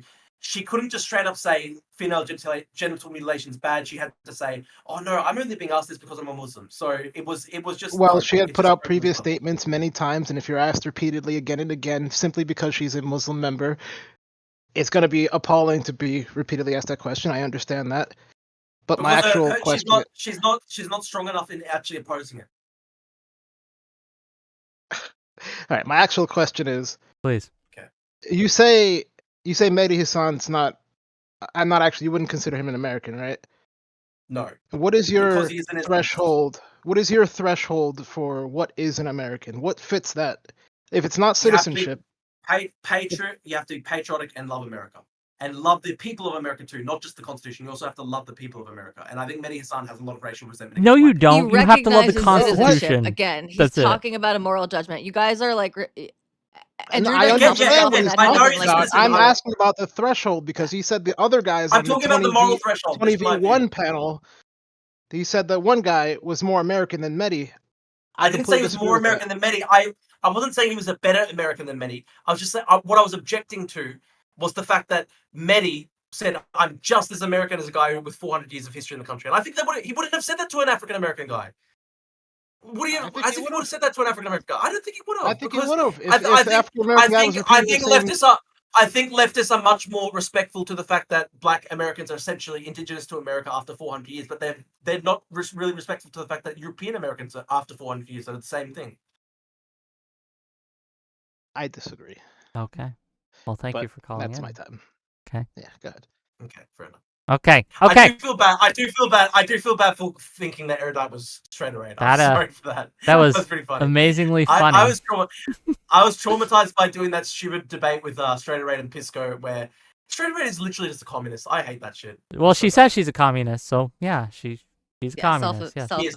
She identifies. I apologize to Erudite. I know she's not. I don't think Erudite's gonna. I'll bring it to her easy. Okay, I'll bring it to her easy. Okay. With that said, Drew, We still disagree on a lot of things, but thank you for coming on. I do appreciate you being willing to come in and talk with us. Can you tell my audience where they can find you if they want to find you, where they can watch your stream, all that? Can you? They all hate me. They all hate me. So they're No, not not all of them. There's some Drew defenders in my chat. I see them. Yeah, I see the chat's about 80% kill Drew, but I look. I want to say Whick. Whick, you are a nice person, and thank you for having me on. And even though we have disagreements, like I do find you to be actually a nice person on the left. Unfortunately, a lot of people on the left are just evil these days. Like Destiny, for example, is full on fucking evil. Like I was the biggest Destiny fan for so long, and he's just straight up celebrating murder and just an evil person. It's really sad at this point. But Whick is actually a nice person, and Erudite I think is pretty nice. I've never really talked to her, but Straight Raid is evil. She's a communist, and Pisco, kind of nice, but he's a very annoying guy. People can follow me on Drew Pavlou. What about Tali? Why doesn't Tali get a rating? No, Tali. Well, Tali isn't really on the left anymore. I think so. It goes without saying that I like Tali, and I like Tali's views, and I think Drew's my brother in arms. Okay. Yeah, exactly. Where can people find you? Sorry, where can people find you? Yeah. Dark liberalism, dark classical liberalism, in a way. Yes. Where can people find you? Yes. Oh yeah, they can find me at Drew Pavlou on Twitter, which is probably my main platform. I'm also on YouTube, and I do try to stream. I've done about like 100 streams over the past 6 months, so I do try to stream, but it has been a little bit less recently. But yeah, people go to my YouTube. They can go to my Twitter, Drew Pavlou. And they can go on Twitter and call me evil and say I'm fat and say kill Drew. I'm sure that will happen after this happens, but it's okay. We love debate. I love fighting people. I love fighting people on politics. So okay, thank you for calling in, and I'll get with you, and we'll say bye bye. Say bye bye, Drew. Thanks, Drew. Thank you, Whick. Thank you, guys. Thank you, Tali. Bye. Okay. What do you think, Tali? How'd that go? Oh, it was a blast for me. You seemed pretty frustrated. Yeah, a little bit. I think that I wasn't too concerned about some of his takes at first. I was like, okay, let's hear it. I didn't really get, you know what? I got so mad about the Heritage American stuff. I forgot to bring up the kids stuff. We'll do that with Erudite. Okay, we'll do that next time. Remind me, please. But that bothers me on a fundamental level. This idea that America is this blood and soil nation, and that someone who, again, I don't agree with Mehdi Hasan on a lot of things, okay? I disagree with his foreign policy almost 100%. But to act as if he is any less American than any other citizens of this country is just straight up wrong. It's immoral. It's an immoral position to have. Not just a legally dubious position, but it is immoral. It is unbecoming of a liberal to say this about another American citizen. I don't care how long your family has been here. You, dear viewer, whose family came here on the Mayflower, you didn't do shit. You didn't build up this country at all. What your daddy did, or what your daddy's daddy did, or what your daddy did, doesn't matter. I don't give a shit. No one gives a shit.